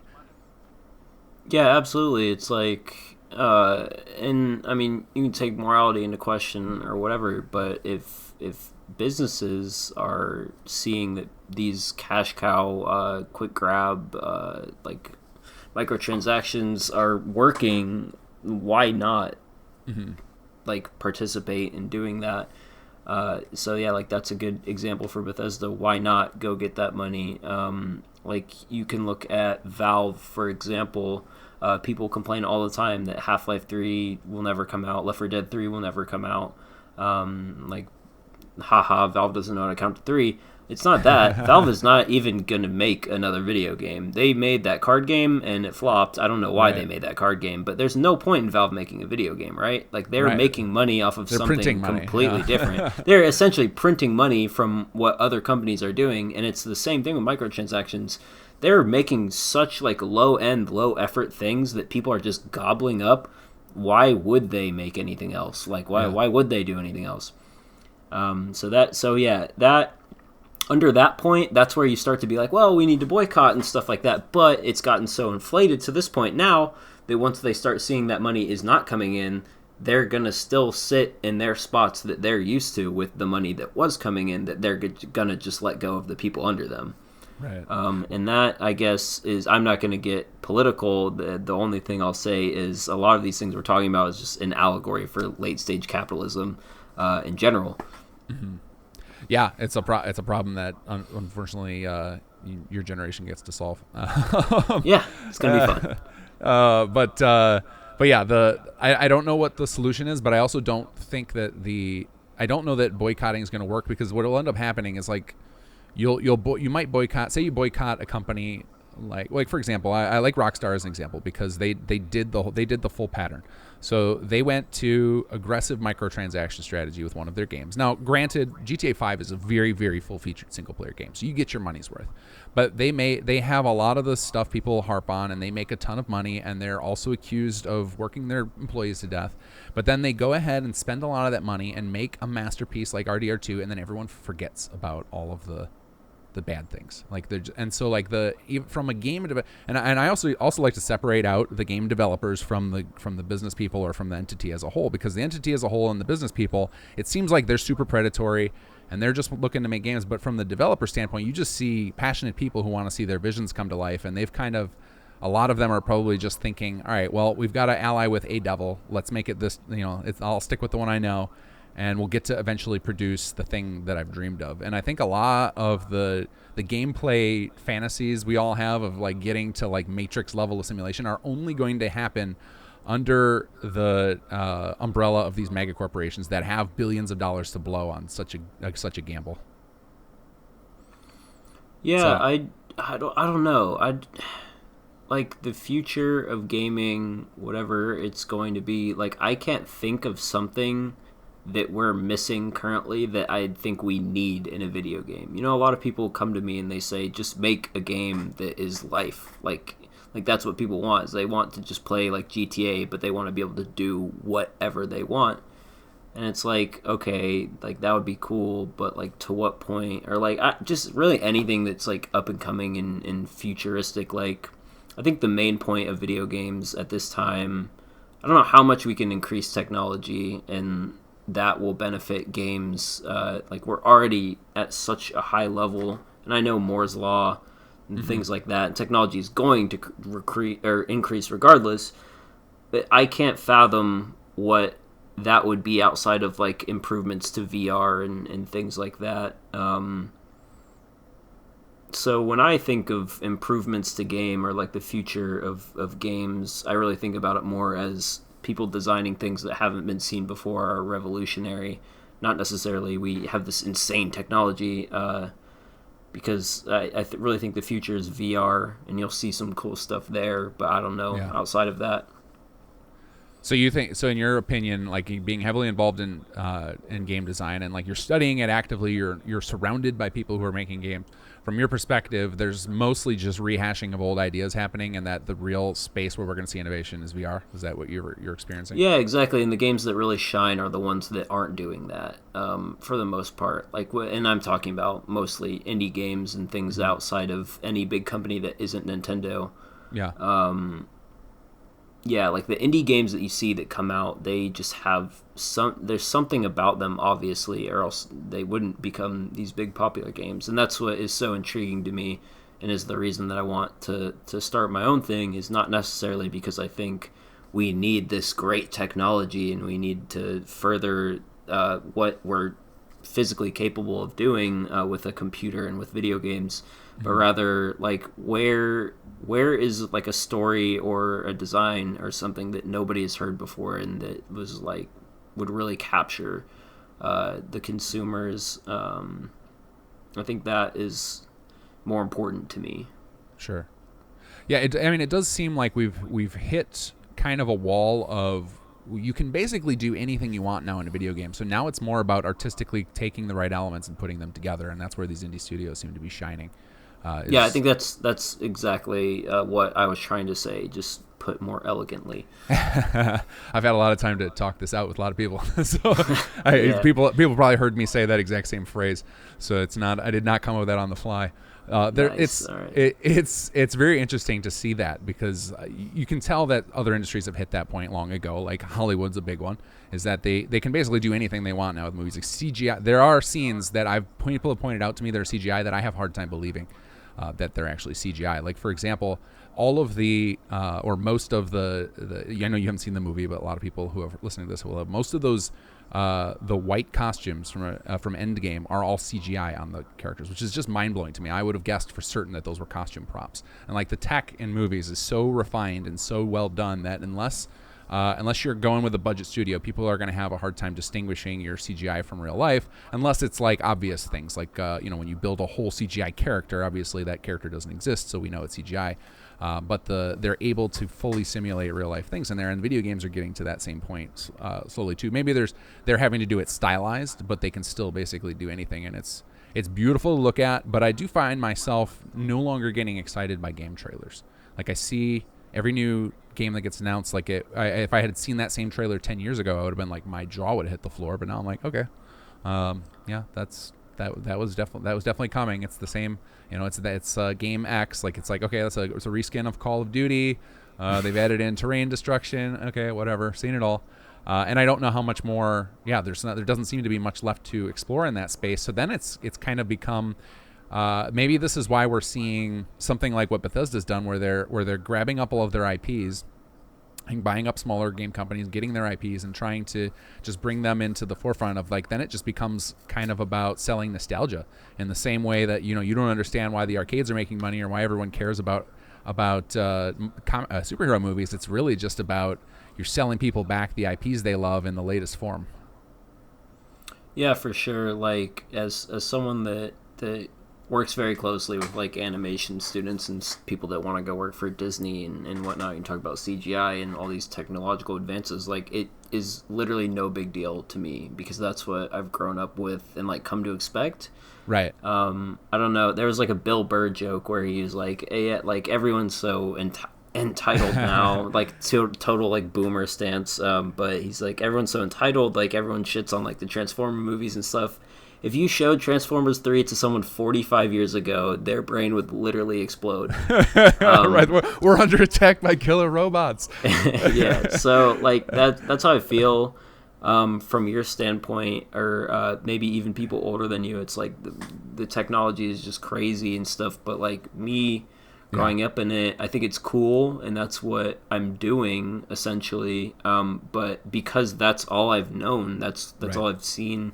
It's nothing special, right? But in 15 years, when they come out with the next version of VR where you like actually physically enter the world like it's fucking Spy Kids, my brain will explode, right? Like Bill Burr said. Yeah. Oh yeah, it's very weird because there's definitely a lot of entitlement feel, but I'm also fascinated about that fact of like I can't wait to see what my kid is doing with technology when he's 15 that I wouldn't have dreamed to do just because it's so intuitive to him because he's just grown up with a phone in his hand. Like that is I can't even conceive how that would change my view of the world because I am still amazed sometimes by technology that comes out because I grew up without the internet. Like I didn't get an internet until I was a teenager. So like that's crazy, right? Like there's so many things in that vein that kind of turned with like my generation and my parents' generation, just all this crazy new tech that came out over the last 60, 70 years that just like is so mind-boggling, and it's all just natural. And there haven't really been any big advances in like of that magnitude. And I don't know, I want to say 20 years. There haven't been any like major, crazy, brand new things. I mean, there's like been improvements to a lot of things. Like, we've got flat screen monitors and better looking televisions, but it's still the same tech. I guess like cell technology is probably the most recent thing that would have been that went big after the internet and like that. But beyond that, like I can't think of anything that's totally new. That's totally like mind-blowingly new. And even that isn't where it's supposed to be, right? Verizon promised people like 8 years ago that they'd all have carbon fiber lines by now. Oh yeah, everything's stuck. Like, I honestly think it is to somewhat of a fault of these big companies that it stagnates because they just sit on top of their monopolies and they don't have, like I said, why make Fallout 3 or why make Half-Life 3? Like we are making a ton of money doing this thing, and it's kind of the same mindset. You look at like Back to the Future. People thought we would be flying in cars now. Like right. Where is that? Like at this point, cars should be driving themselves. Yeah. In my opinion. So yeah, it's weird because these things, they come up, like we said, video games is a lot like the Wild Wild West, but then I think they get to the point where they just stagnate technologically. And I think after AR and VR really gets fleshed out in a couple of years, it's kind of just gonna stay there. And until like an entirely new industry comes out, then that's basically what we're gonna have technologically. Right. Well, I think the next one after that will be biotech. It'll be integrating. It'll be doing like Musk's Neuralink stuff, where you've got the matrix level things integrated right into your brain, which that's the level where it gets terrifying to me. But to like my kid, it'll be like, why? What's the big deal? You just hook these nodes into your brain, no problem. But the Deus Ex shit, yeah, yeah, where they're all just everybody's kind of half cyber. Will just be like I think that is a good point too. You talk about your kids, like I the way I'm gonna put it is you've actually lived life. Like I've been a child forever, and I've gone through school and been told what to do. I haven't really experienced anything of interest. So you have a family. You've had all these experiences and stuff, so you get to look at that and actually care about what happens to your children, like in the generations before you. Like I said, I don't worry about like the technology in the future. It doesn't. Well, I think that's why there's always like a big battle between the changing of the guard. That's why you have like the big thing we always see in the news now is always like the young Democrat Congress people like battling against the established, because that's the natural battle of things. Is you've got young people are just like the bull in the china shop to all those people who are trying to establish something, and like, we've just barely got this thing stable and you guys are throwing things around. I think it's just like an age thing of like, we're looking at it from a perspective of like, okay, we just want our kids to like grow up and be successful, and everybody else is, people like you're coming up and like, hey, I just want to make my mark. And it's kind of at odds with each other. It's kind of fun how that works. Exactly, yeah, that's a great point. And then, like, from our perspective, like specifically politically, we're just like, well, we just have to wait for those people to die. And then, but then we become those people, right? Right, exactly. Once you cycle. Finally... Yeah, absolutely. No, and that's kind of fun. And that's what's kind of funny about it is like the grand comedy of it. If you look at it from above, is that all those people that are being fought against were just fighting against their parents and being like, we just finally got here. Now you guys are nipping at our heels. So I tend to avoid talking politics on here, but they always keep cropping up.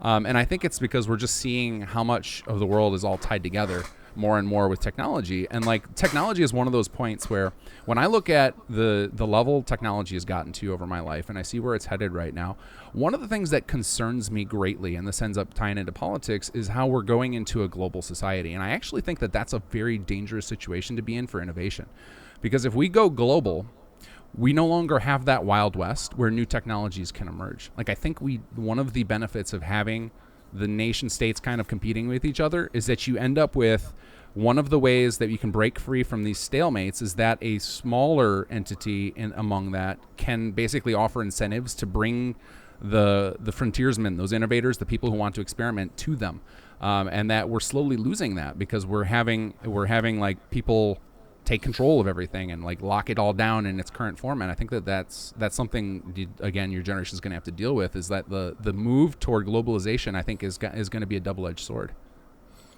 Yeah, it seems irrelevant, but I'm going to compare it to like what we've done in Tagged. Is like, we used to have these big group projects where we would just tell people to make things because that's what they should be doing. Mm-hmm. And then that never worked. People would inevitably, half the team would leave, the project would flop, and we would make no progress. And then once we switched to this format of giving everyone a competition, like a reason to do what we want them to do, that's when things started taking off, and we're getting all these new members, and all these people are making such cool video games out of it that are actually completed, like game jam style games. Yeah. I think you're definitely right.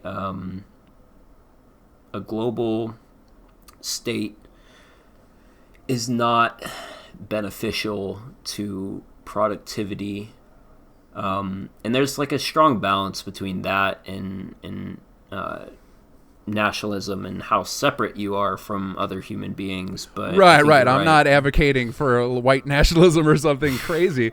I just think that like anytime you build too big of an organization, you end up stagnating a lot of innovation. Yeah, for sure. And I've seen that firsthand. I believe it. And I see that stuff happening. You know, something like if we got VR all worked out, like what will end up happening, and why these companies end up resting on their laurels. Effectively, they've got something, they're milking it for cash, and then like usually what makes them move and change is because some upcomer just decided to rock the boat. You know, you've got like the taxi industry was just set in their ways. They weren't going to make any moves. They weren't going to offer better services. And then like Uber and Lyft just rocked the boat. I mean, just completely like shut down a lot of taxi drivers just because there's so much, you know, the younger generations are like, taxi, like I'm not getting a yellow cab with some some old dude, like not going to do that. They can't be tracked. Yeah. Right. So there's always that can happen.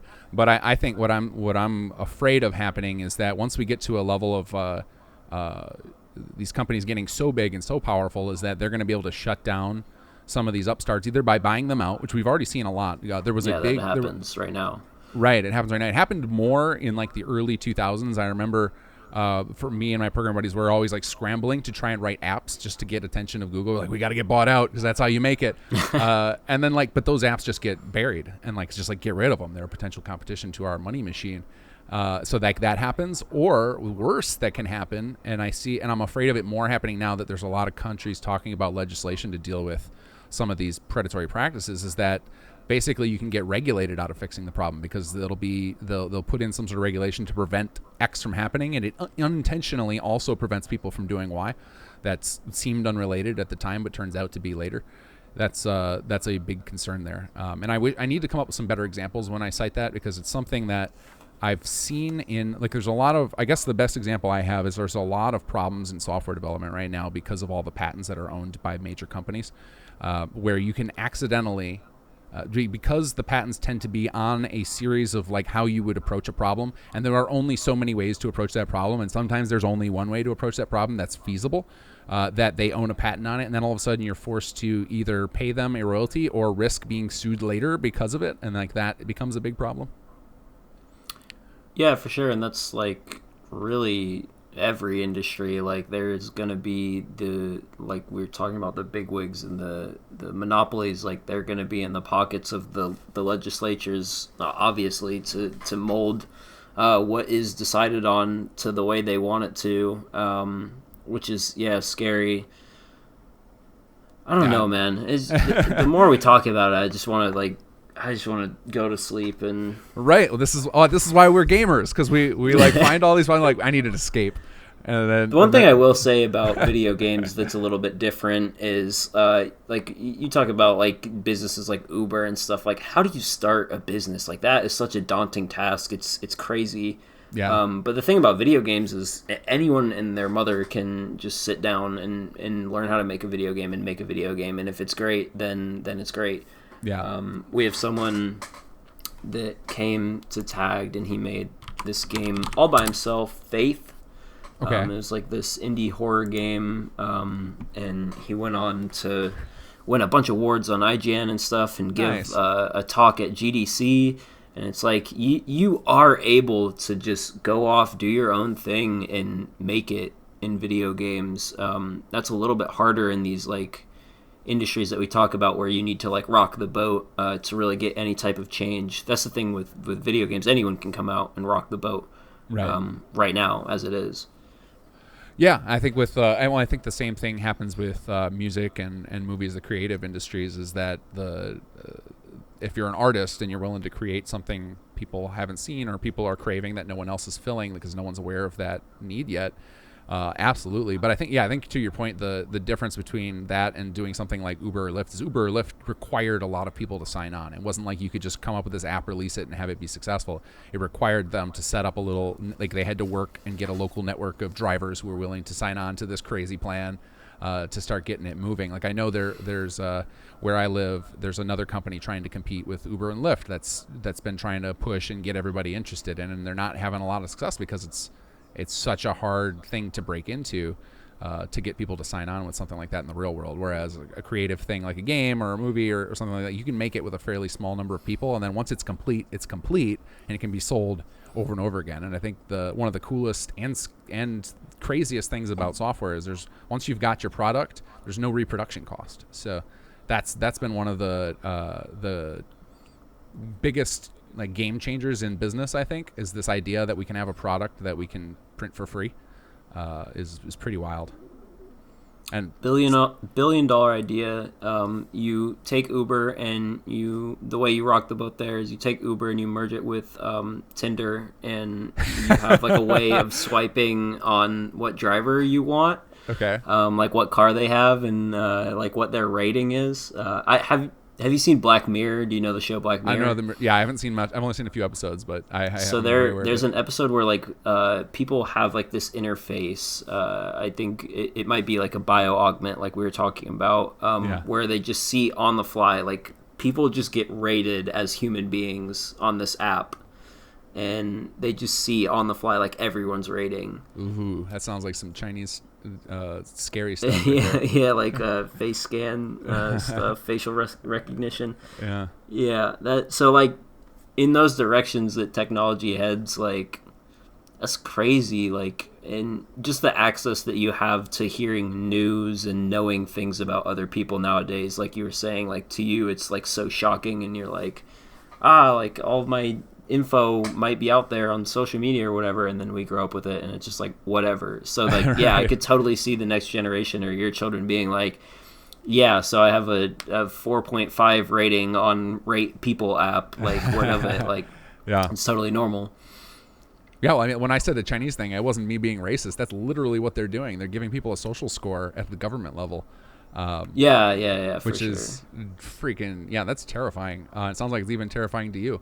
Is the idea that you could have some sort of score, and if you dip below certain levels, they'll cut you off access to things. It's like, oh man. Yeah, absolutely. It's like, and like that becomes like a whole new like social class, right? Is like the type of person you're rated as. So like, and then you just end up having like 4.5s only interact with 4 point whatever, like to a certain threshold, and then you just get even more inequality with like, well, now all the ones have to interact with each other, and like how do you pull yourself up by the bootstraps when you're just interacting with people with 1.1 ratings and nobody wants to interact with you because you have a low rating or whatever. And all of that stuff is crazy and scary. Anything that is happening in China right now is terrifying to me.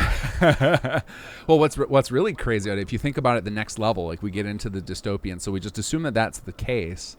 Then the next thing that happens is then you're going to have a black market selling clean identities of like, all right, there's so many people, and like we know how to trick facial scan technology, and we can give you a new identity and give you like, get you back up to a level 4. Like maybe we can't get you level 5. That's too obvious. So we can get you back into society and then sell that as a package. Like that'll literally be a thing. But that's kind of like what college is right now, right? How does a person that has a 1.1 and has been essentially shunned from getting like a good job or something, how do they afford that? And it's like the same thing with college, right? So college is basically you run through this mill, you get a piece of paper that says, you can be hired to do X job and make a ton of money. How does someone who doesn't have the money to go to college do that? Well, like they have to make it themselves in like a very interesting way that is outside of college, when they've been told their whole life, you have to go to college, you have to get this degree, and then you get a good job and you be a good person. Right. Oh yeah, that's a bubble that's going to burst. But I think that they're also to the point, like there's a lot of people who are suggesting that free college would be the answer, and I don't think that would solve anything. I think that the real benefit of college is that it's kind of a filter to get to a smaller number of people. Is that like if everybody has access to something, then it's less special, and so then there will just new ways will emerge. Like there will be new higher level degrees that cost even more money that will emerge to further filter out the pool. I think that's just like, I think this is just the way of society, unfortunately, is that there's always I guess it's that late stage capitalism thing you're talking about, is that we're always trying to filter to the best. So I don't know what the ultimate solution is going to be. I would say though, but that's the type of thing of like getting you a fresh start. Like the reason I said that would go like dystopian black market is because that's how it would remain cheap. You'd have people doing it illegally. It would just be like, some hacker who can do it for like, give me $200 in a bag of weed and I'll get you a new ID so you can get back into society. That sounds where like I see the coolest black market possible. So right. I think I'm totally for this. Government, please take over it as a dystopian state so I can be a black market identity hacker. That's the type of stuff. I think a lot of I've heard hackers are preparing for this in that like they're collecting data online and stuff. I remember seeing on I think it was on Joe Rogan. He had on a hacker who said that he's been amassing piles of audio and video data of famous people for machine learning so that he can do stuff with it. He's like, hey, I'm not going to tell you what I'm going to do with it, but it's like, I knew that was happening. Like, and then somebody to come on and acknowledge it is like, oh man, that's nuts. Because like, if that's what he's acknowledging he's doing, then what are the people who are like more hardcore and won't even come out from underground? What are they doing and what are they preparing for? Yeah, I just think because, like I said, I haven't lived life yet. I just think back to like in high school when everyone has to read 1984. Right. That's what it's called, right? Yeah. Yeah. Well, that's one of them. Yeah, there's a couple of them like that. Brave New World, like 1945 or something. Whatever. 1984. That was the big one, and then the Big Brother, dystopian stuff like that. Yeah, and it's like that that psychological question of like, how do you get the general population that is like completely just unknown to what is going on to like rise up or whatever. And it's the same exact thing with video games. Like, how do you get people to rebel against terrible industry practices and stuff?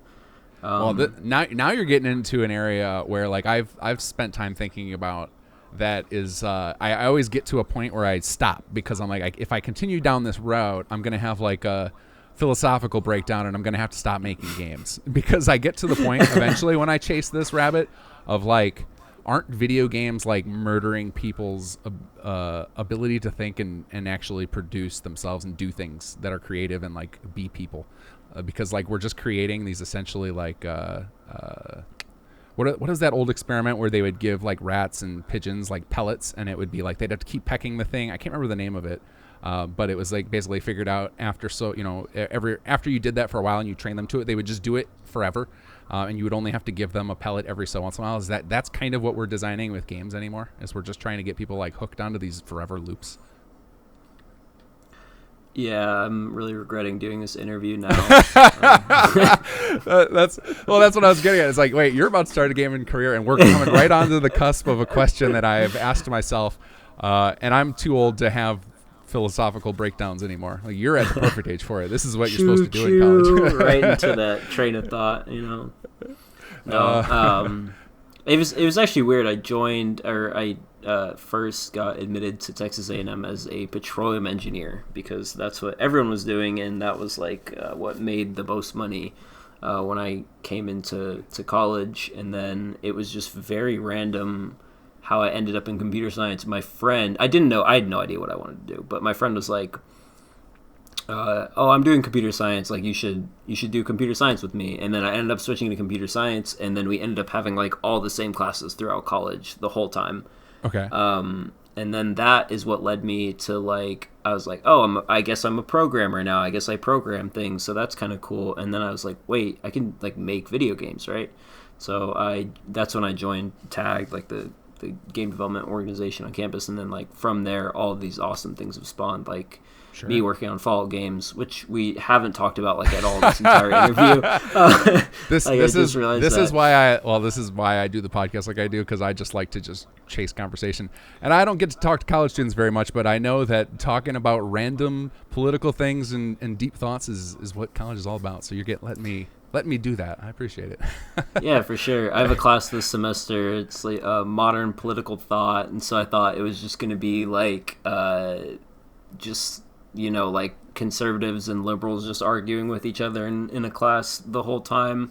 Because A&M is a very conservative school, if you didn't know. No, I didn't know that. Yeah, extremely conservative school. If I believed everything I saw on the internet, I would believe that all conservatives are forced to hide in bunkers right now. So. Conservatives seem to be very less vocal on Twitter, that is for sure. But the class is really more about like reading old like political texts like Nietzsche and Machiavelli and stuff, and writing essays about it. So yeah, like at this point, because like that seems like a lot of more philosophical than yeah, for sure. I feel like I'm a great philosopher and could, like I said, I feel like I'm destined to be the president of the United States right now because I'm a college student that hasn't experienced life at all, and I think I'm a genius. I bet some of that stuff seems like it would be very good inspiration for like video game tones and stuff, and like the basis for stories in games. Yeah.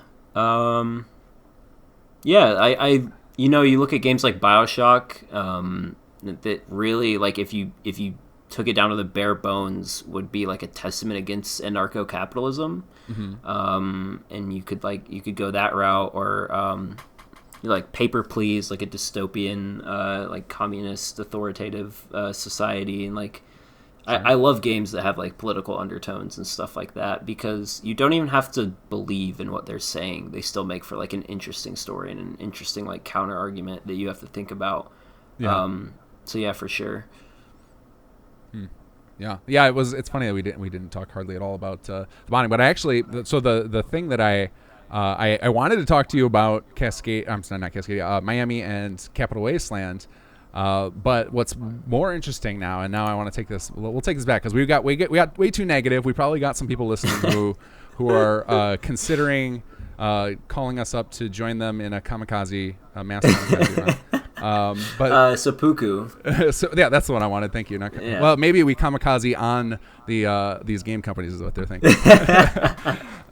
So anyway. The thing that's fascinating here is that your involvement in game jams. So one of the things I've been considering, and I have no idea how to approach it, and so we'll just talk in this direction, is have you considered, and what might it look like to do a modding game jam? I've always thought that would be a fascinating thing to do. That would be insane, and I think it would produce better results than even game jams would, for the exact reason that I spoke on loving Creation Kit so much, because of the like implicit direction that is there. You just have to go look for it yourself. Right. Yeah, you already have like all these things available to you that you can use. Game jams, the whole point of them is like starting from a clean slate. Right. So that would be going totally against the idea of a game jam, other than the fact that you make something in 48 hours. Right. Having all those things there and seeing what people can do with them, I think that would be a wonderful idea for Bethesda to do, specifically if we're talking about Creation Kit. Is they have a bunch of people sit down and do all these super cool things, and they just look at it from a wide lens, and they say, that was cool, we should put this in our game, it's basically getting people to do stuff for you for free. And they do that internally, I've heard. And like, you can, if you dig into their game files, you'll find in most of their games there's a game jam folder. So they've said as much in interviews and whatnot. But I was thinking that it could be really cool to arrange like a public, like, we're gonna do this month, or this year we're gonna do a Skyrim game mod jam, and it's just like, see how many people sign up and how many people produce crazy mods in 48 hours or 24 hours or whatever. Because like, it seems like it could do some really cool stuff in a short amount of time. It absolutely would work. There's a game jam going on this weekend called Ink Jam. And it is put on by, I think, Inkwell Studios is the company, and they're essentially doing that exactly as they're making people use their, and I mean, this goes hand in hand, they're making people use their game engine, the Ink engine, and that's the same exact thing as Bethesda coming by and saying, you have to use Creation Kit, and it's just added within the files that are available to you from Fallout 4. Right. So yeah, you could absolutely do that, and I think it would honestly be a great idea, and you could easily get traction with that on something like Itch, which supports like a bunch of game jams. Sure. I've just never done a game jam or been involved in one. I've done little programming jams with people I know, but nothing to the scale of what something like that could be, because the communities around Bethesda modding in particular is pretty big. Like, there's I joke that there's only a handful of us, but there's actually a lot of people who know how to do this. So it could create some interesting results, but I wouldn't even know where to begin with something like that. So I was just curious what but it sounds like you think it would work. And it would be going to the fact that you're talking about generally game jams are a clean slate. I've always thought it could be interesting with game jams is to start with like here's a game that we started. We want to see where you guys take it. Like here we've already built like some characters and some like gives them something to start with, because we call a city plan contest for some settlements. And we basically pick one of the settlements or a couple of the settlements and say, here's your restrictions, here's your requirements, go ahead and build a design. And like one of the things we've been talking about for future iterations of the contest is like, what if we, built like a skeleton and said, run with that? And that would be kind of the equivalent of doing a mod jam there. It's like, here's your skeleton in the form of Fallout 4, build onto that. Have you ever done game jams in that way of like, we started something and it's very bare bones, but it's going to give you a direction. Go build on that. Is that ever a format for game jams? Funny enough, I have never done that. I've organized that.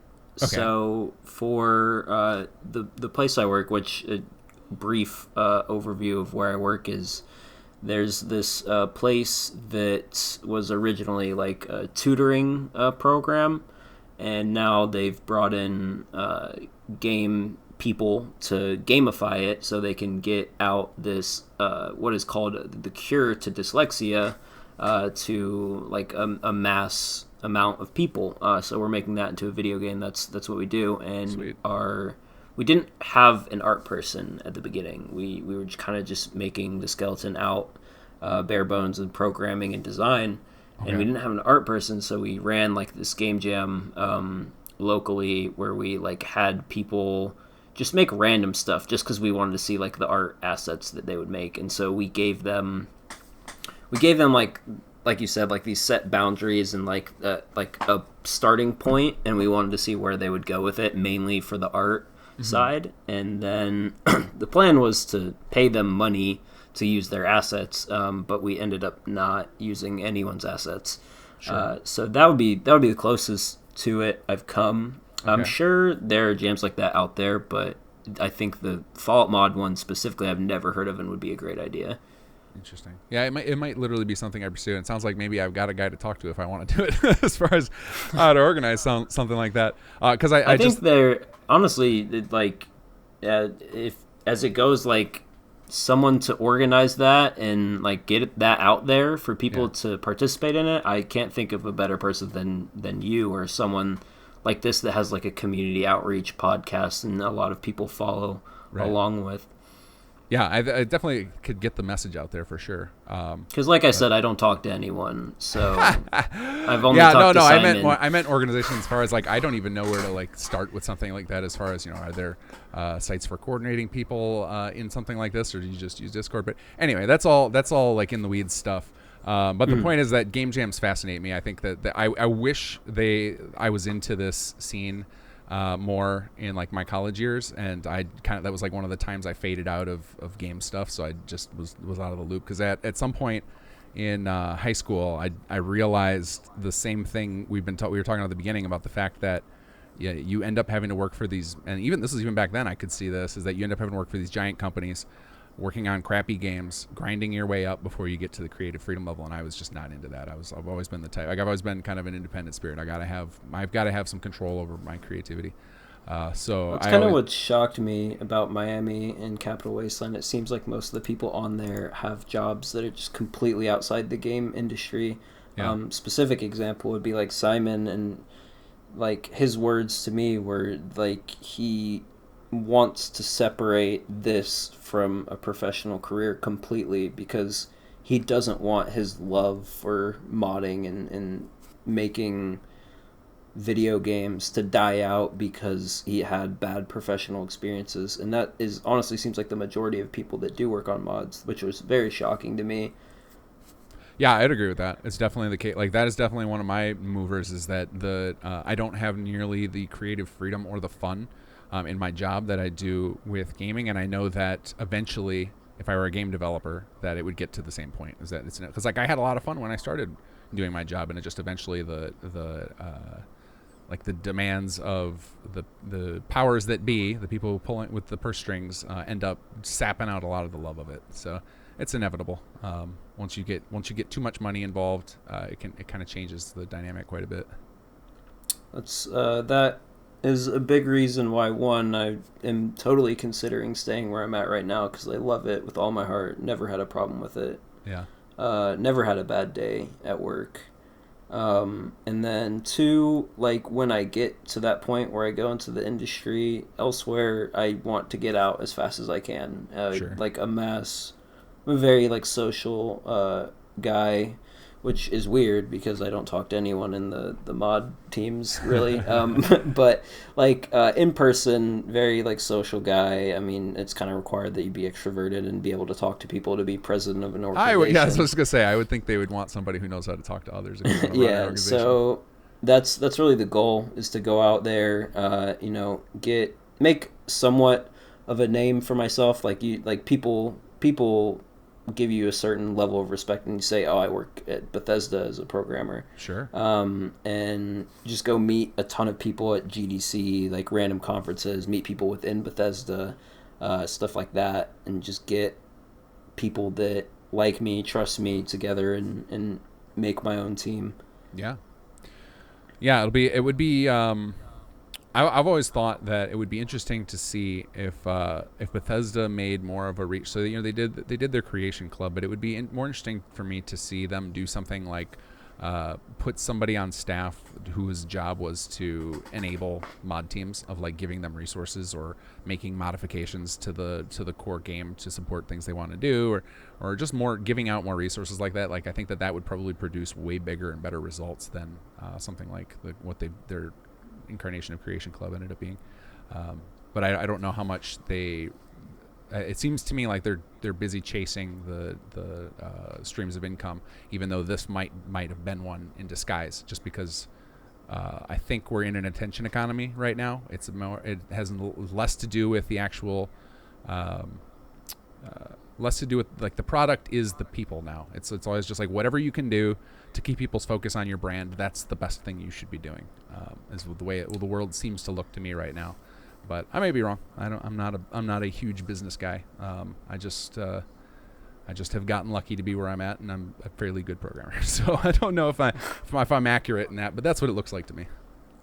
I feel like that is not only like what Bethesda should be doing, but really any company that's running that is making single player games, is they should try to enable people to add on to that more, because then I mean people are literally just continuing your game basically. The live service model that you wanted that nobody wants to have, they're Right. continuing that themselves for free. You don't have to Right. pay them just because they love it. And that is kind of similar to like multiplayers in multiplayer games, and how all these multiplayer games are now getting like esports departments. They're getting people specifically Right. to work with esports to promote their game. In the same way could be done by Bethesda, or really anyone that makes a single player game, is you encourage people to continue to draw on that and promote that. I don't know why that's not a thing already. Yeah, I think that's probably why they're testing the water. They're trying to see if they, like with something like the Creation Club of like, is it possible to monetize the people who are passionately creating? Because effectively, the people that they drew in with that program were all people that got trained for free. Like all of us who have mastered the Creation Kit site are potential no training required employees for Bethesda.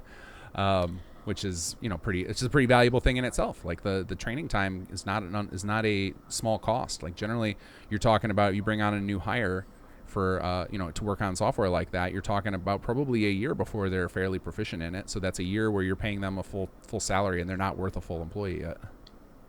Yeah, for sure, and I think that's a big reason why you see a lot of big companies going to Unreal and Unity, because they'll Sure, be able to yeah. say, we need you to have experience in these things. You can't demand someone have Creation Kit experience Right. out of college, or like especially companies that don't open up their game engine to anyone. You can't be like, oh well, you need to have engine in the what is it, the cryo engine or whatever. Right. Yeah, you have to have spent thousands of dollars on a license to learn this. Yeah, this exactly. niche software. That's just. Yeah, I'm curious though how why they haven't made more of a move in that direction of embracing the mod community as a way to to just keep attention on their games because but maybe they just look at it like, well, they're already doing that for us. Why do we need to get involved? I think that with just a little more touch, we could do a lot bigger things because you can see stuff like the script extenders that come out in the community, and if you look at the list of what they're adding.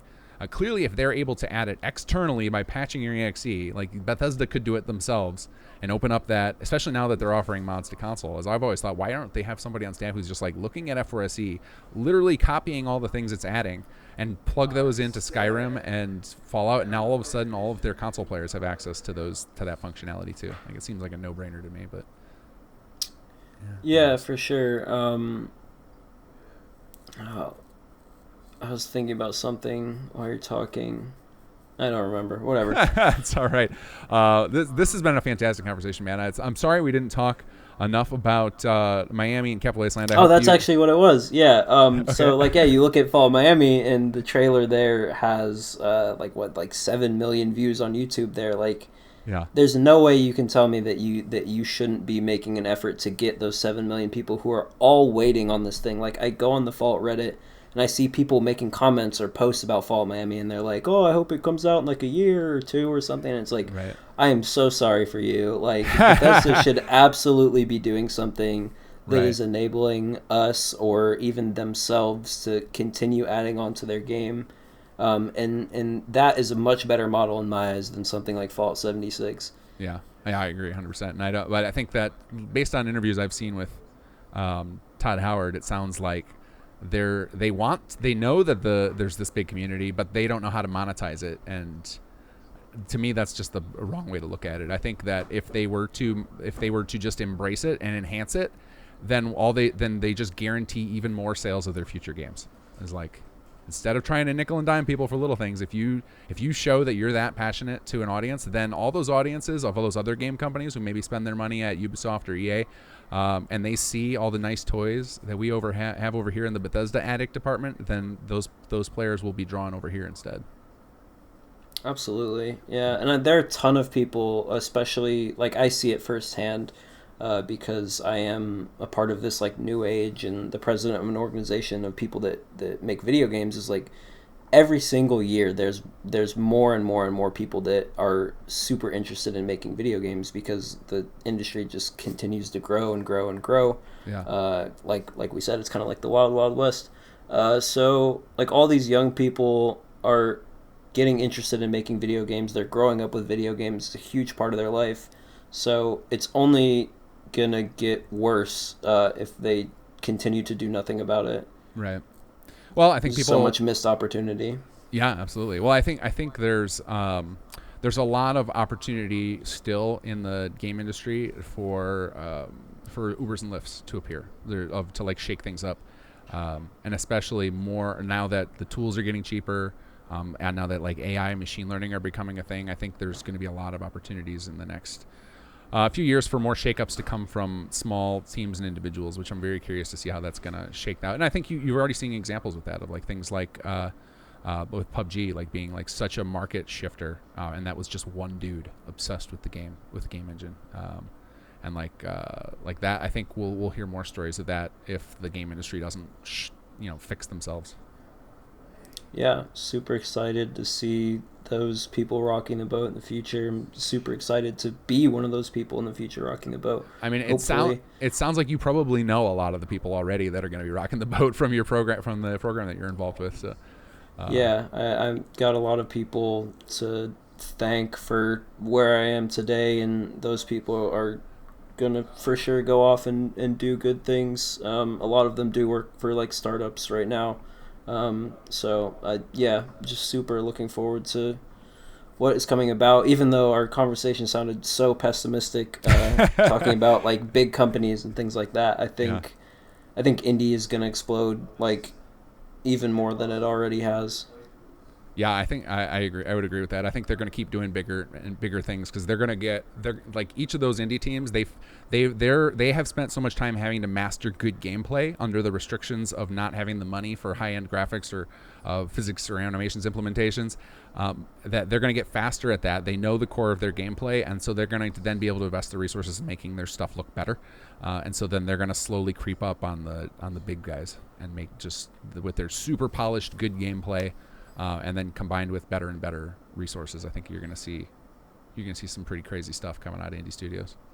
Yeah, especially because you see with indie studios, you see like the heart come out of people that really want to make that game, and it was never about the money because they're not making that much money. It was about wanting to like craft this story and make this great game Yeah. that people love, and like then you look at that, and the difference in the industry is you have these people who are hired there to write stories that maybe they're not putting as much effort or heart into, and I think that's the big difference between a good indie game and just like an industry standard game. And so once that technology catches up to them, yeah, I think the indie games are going to be way more appealing than these big company Ubisoft, Dice, things like that produce games.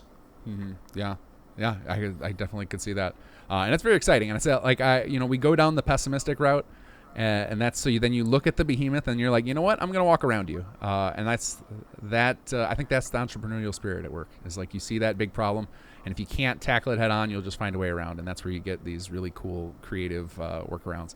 And I think that's what the indie scene looks like, and it looks like you are at the forefront of that with the organization you're involved with. So speaking of that organization, for people at other schools or even outside of college, how does somebody get involved with that organization? Because obviously it's a much larger organization than yours. If other people wanted to get involved with that, what's a good way to go about that? Or are you a unique chapter that people aren't going to find elsewhere? No, yeah. If you go to a school and you look up like does the school have an IGDA branch, and you find that it doesn't, dude, make it yourself. Like you don't even have to be someone that knows how to make games. I think when Tagged started at A&M, which was long before my time, it was made by like business majors or something that knew how to kind of get an organization started rather than make games. So if you have a love of video games and you have an interest in making games, maybe you already know how to make games, and you go to a college that doesn't have an IGDA branch, like you should definitely try and be brave and go out and start that for yourself. That would look incredible on your resume that you started that organization at your college. And there are so many people in the industry that are former IGDA members, or I think IGDA members are IGDA members for life, and they still meet even after they graduate college. It's a huge thing, and if your school does not have one, you should definitely just go ahead and start it yourself. If they do, then you should absolutely be a part of it and try to be as active as you possibly can, because it's going to pay off for like your portfolio, and people are also going to recognize that and want to hire you because of the networking that comes with IGDAs.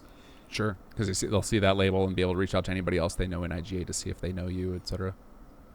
Absolutely, that's how I got my job. The random business tycoon in my area was like, "Hey, I'm contacting the Texas Aggie game developers because I need people who know how to make video games for not that much money." And I was like, "Hey, that's me." Like, like that opportunity came solely out of being in that organization. No, that's fantastic. So I think it's a really important thing, and the most important thing I haven't even seen the benefits of yet, because I'm still in college. But you just meet all these cool people with similar interests as you, and they're picking up skills same as you, and those are the people that are really going to get you jobs and the people that are going to help you out in the future. Sure. Yeah, no, I mean, I think I've always been a firm believer that networking is the actual purpose of college. So like anything and any organizations you're involved in within that are just like little more niche versions of that, where you're just trying to connect with other people as you're going up, and you'll inherently trust each other more later in life, which is it's pretty powerful, useful tool. But the interesting part of the IGDA stuff there is that anybody can start a branch of it. You can get it going like that, and it just gives you a backing, so it seems legit. So that's a good way to start up a little game dev group, I think. And I think, like you said, there's tons of people interested in it because everybody grows up with video games now. It's not like when I was a kid where they were kind of a nerdy thing, or exactly. Like a kid's that's a toy. Great point. Yeah. And a lot of people talk down on Fortnite and say it's a bad game, whatever. But you cannot deny the cultural impact of that game. It made video games mainstream for our generation completely. So you're gonna have even younger kids that are playing Fortnite right now. They're growing up with this love of video games because now it's a mainstream thing. Like we were talking about comic books earlier, they're not getting bullied because they're gamers. Right. Like. You'd probably be more likely to get bullied because you didn't play Fortnite. Yeah, exactly. No, you're gonna get bullied for having the default skin, or not having this amount of wins. Right. So yeah, video games are just getting bigger and bigger, and the interest in them in the younger generations is just going to continue to increase. So honestly, from my point of view, if you like video games and you're not getting involved in making video games, you're doing a disservice to yourself. I can't imagine doing anything else but this. Like you said, I might end up somewhere else, but I can't right now imagine doing anything but making video games. Well, and I will say you were worried about, like, you went all in and you're worried that if it's not going to work out. I will just say, again, I had mentioned that, sometimes it's just about mastering any skill. I will say that being in the software world, we are constantly looking for people to gamify things. If just make software more appealing to people who don't want to work. I would say 80% of the work I do for my job is gamifying things anymore. It's like I'm always trying to take this boring corporate software or taking startup software and making it more appealing to new users, and that's always gamification. So just having any background in game development puts you in a good place if you're looking to get into product development, especially in software. Yeah, for sure. I have worries about my future in terms of making the right decisions, or maybe how the things I do, or the people above me are going to interact with me. Mm-hmm. But I don't have any worries or regrets about what happens after I leave college, or sure. I don't worry about not being able to get a job or anything like that. I'm confident in the things that I've done and happy with the things that I've done. So yeah, I can't recommend making video games more because it's an absolute blast. Fantastic. Well, it's awesome to hear somebody so passionate about it. Apologies to the listeners that we went so dark. I hope we ended on a good, happy note for you all. dboogs, it's been fantastic talking with you. Really enjoyed this conversation. And we look forward to seeing your work in Miami and Capital Wasteland. Apologies to the teams for not discussing your guys' projects more. We'll make up for that. I don't talk to them much anyway, so it's not going to be any different. Fantastic. Is there anything else any parting words of wisdom you would give us budding game developers out there? Because I would say a lot of my audience, anyone listening to this podcast, are all people who want to make games in some way, whether it be through modding or otherwise. Anything else? Any last words you'd give them? The best teacher of video games is going to be yourself. If you're waiting for someone or something to come along and show you how to do something, it's never going to happen. You have to have that motivation within yourself to go out and search out tutorials and things and how to do stuff. Let your creativity flow, just go with anything that you think of in your head and you're like, wow, that would be awesome. Go make that right away. Don't let that idea slip away, because the more you make games, the better you're going to become at it. And in my case, the more you're going to enjoy doing it. Fantastic advice. All right, man. Good talking with you. Yeah. One last word. Sure. For the people who think Miami might be coming out next year. Pump the brakes a bit. Pump the brakes, Fallout subreddit. Awesome. All right. Take it easy, buddy. All right. Thank you so much. Yeah.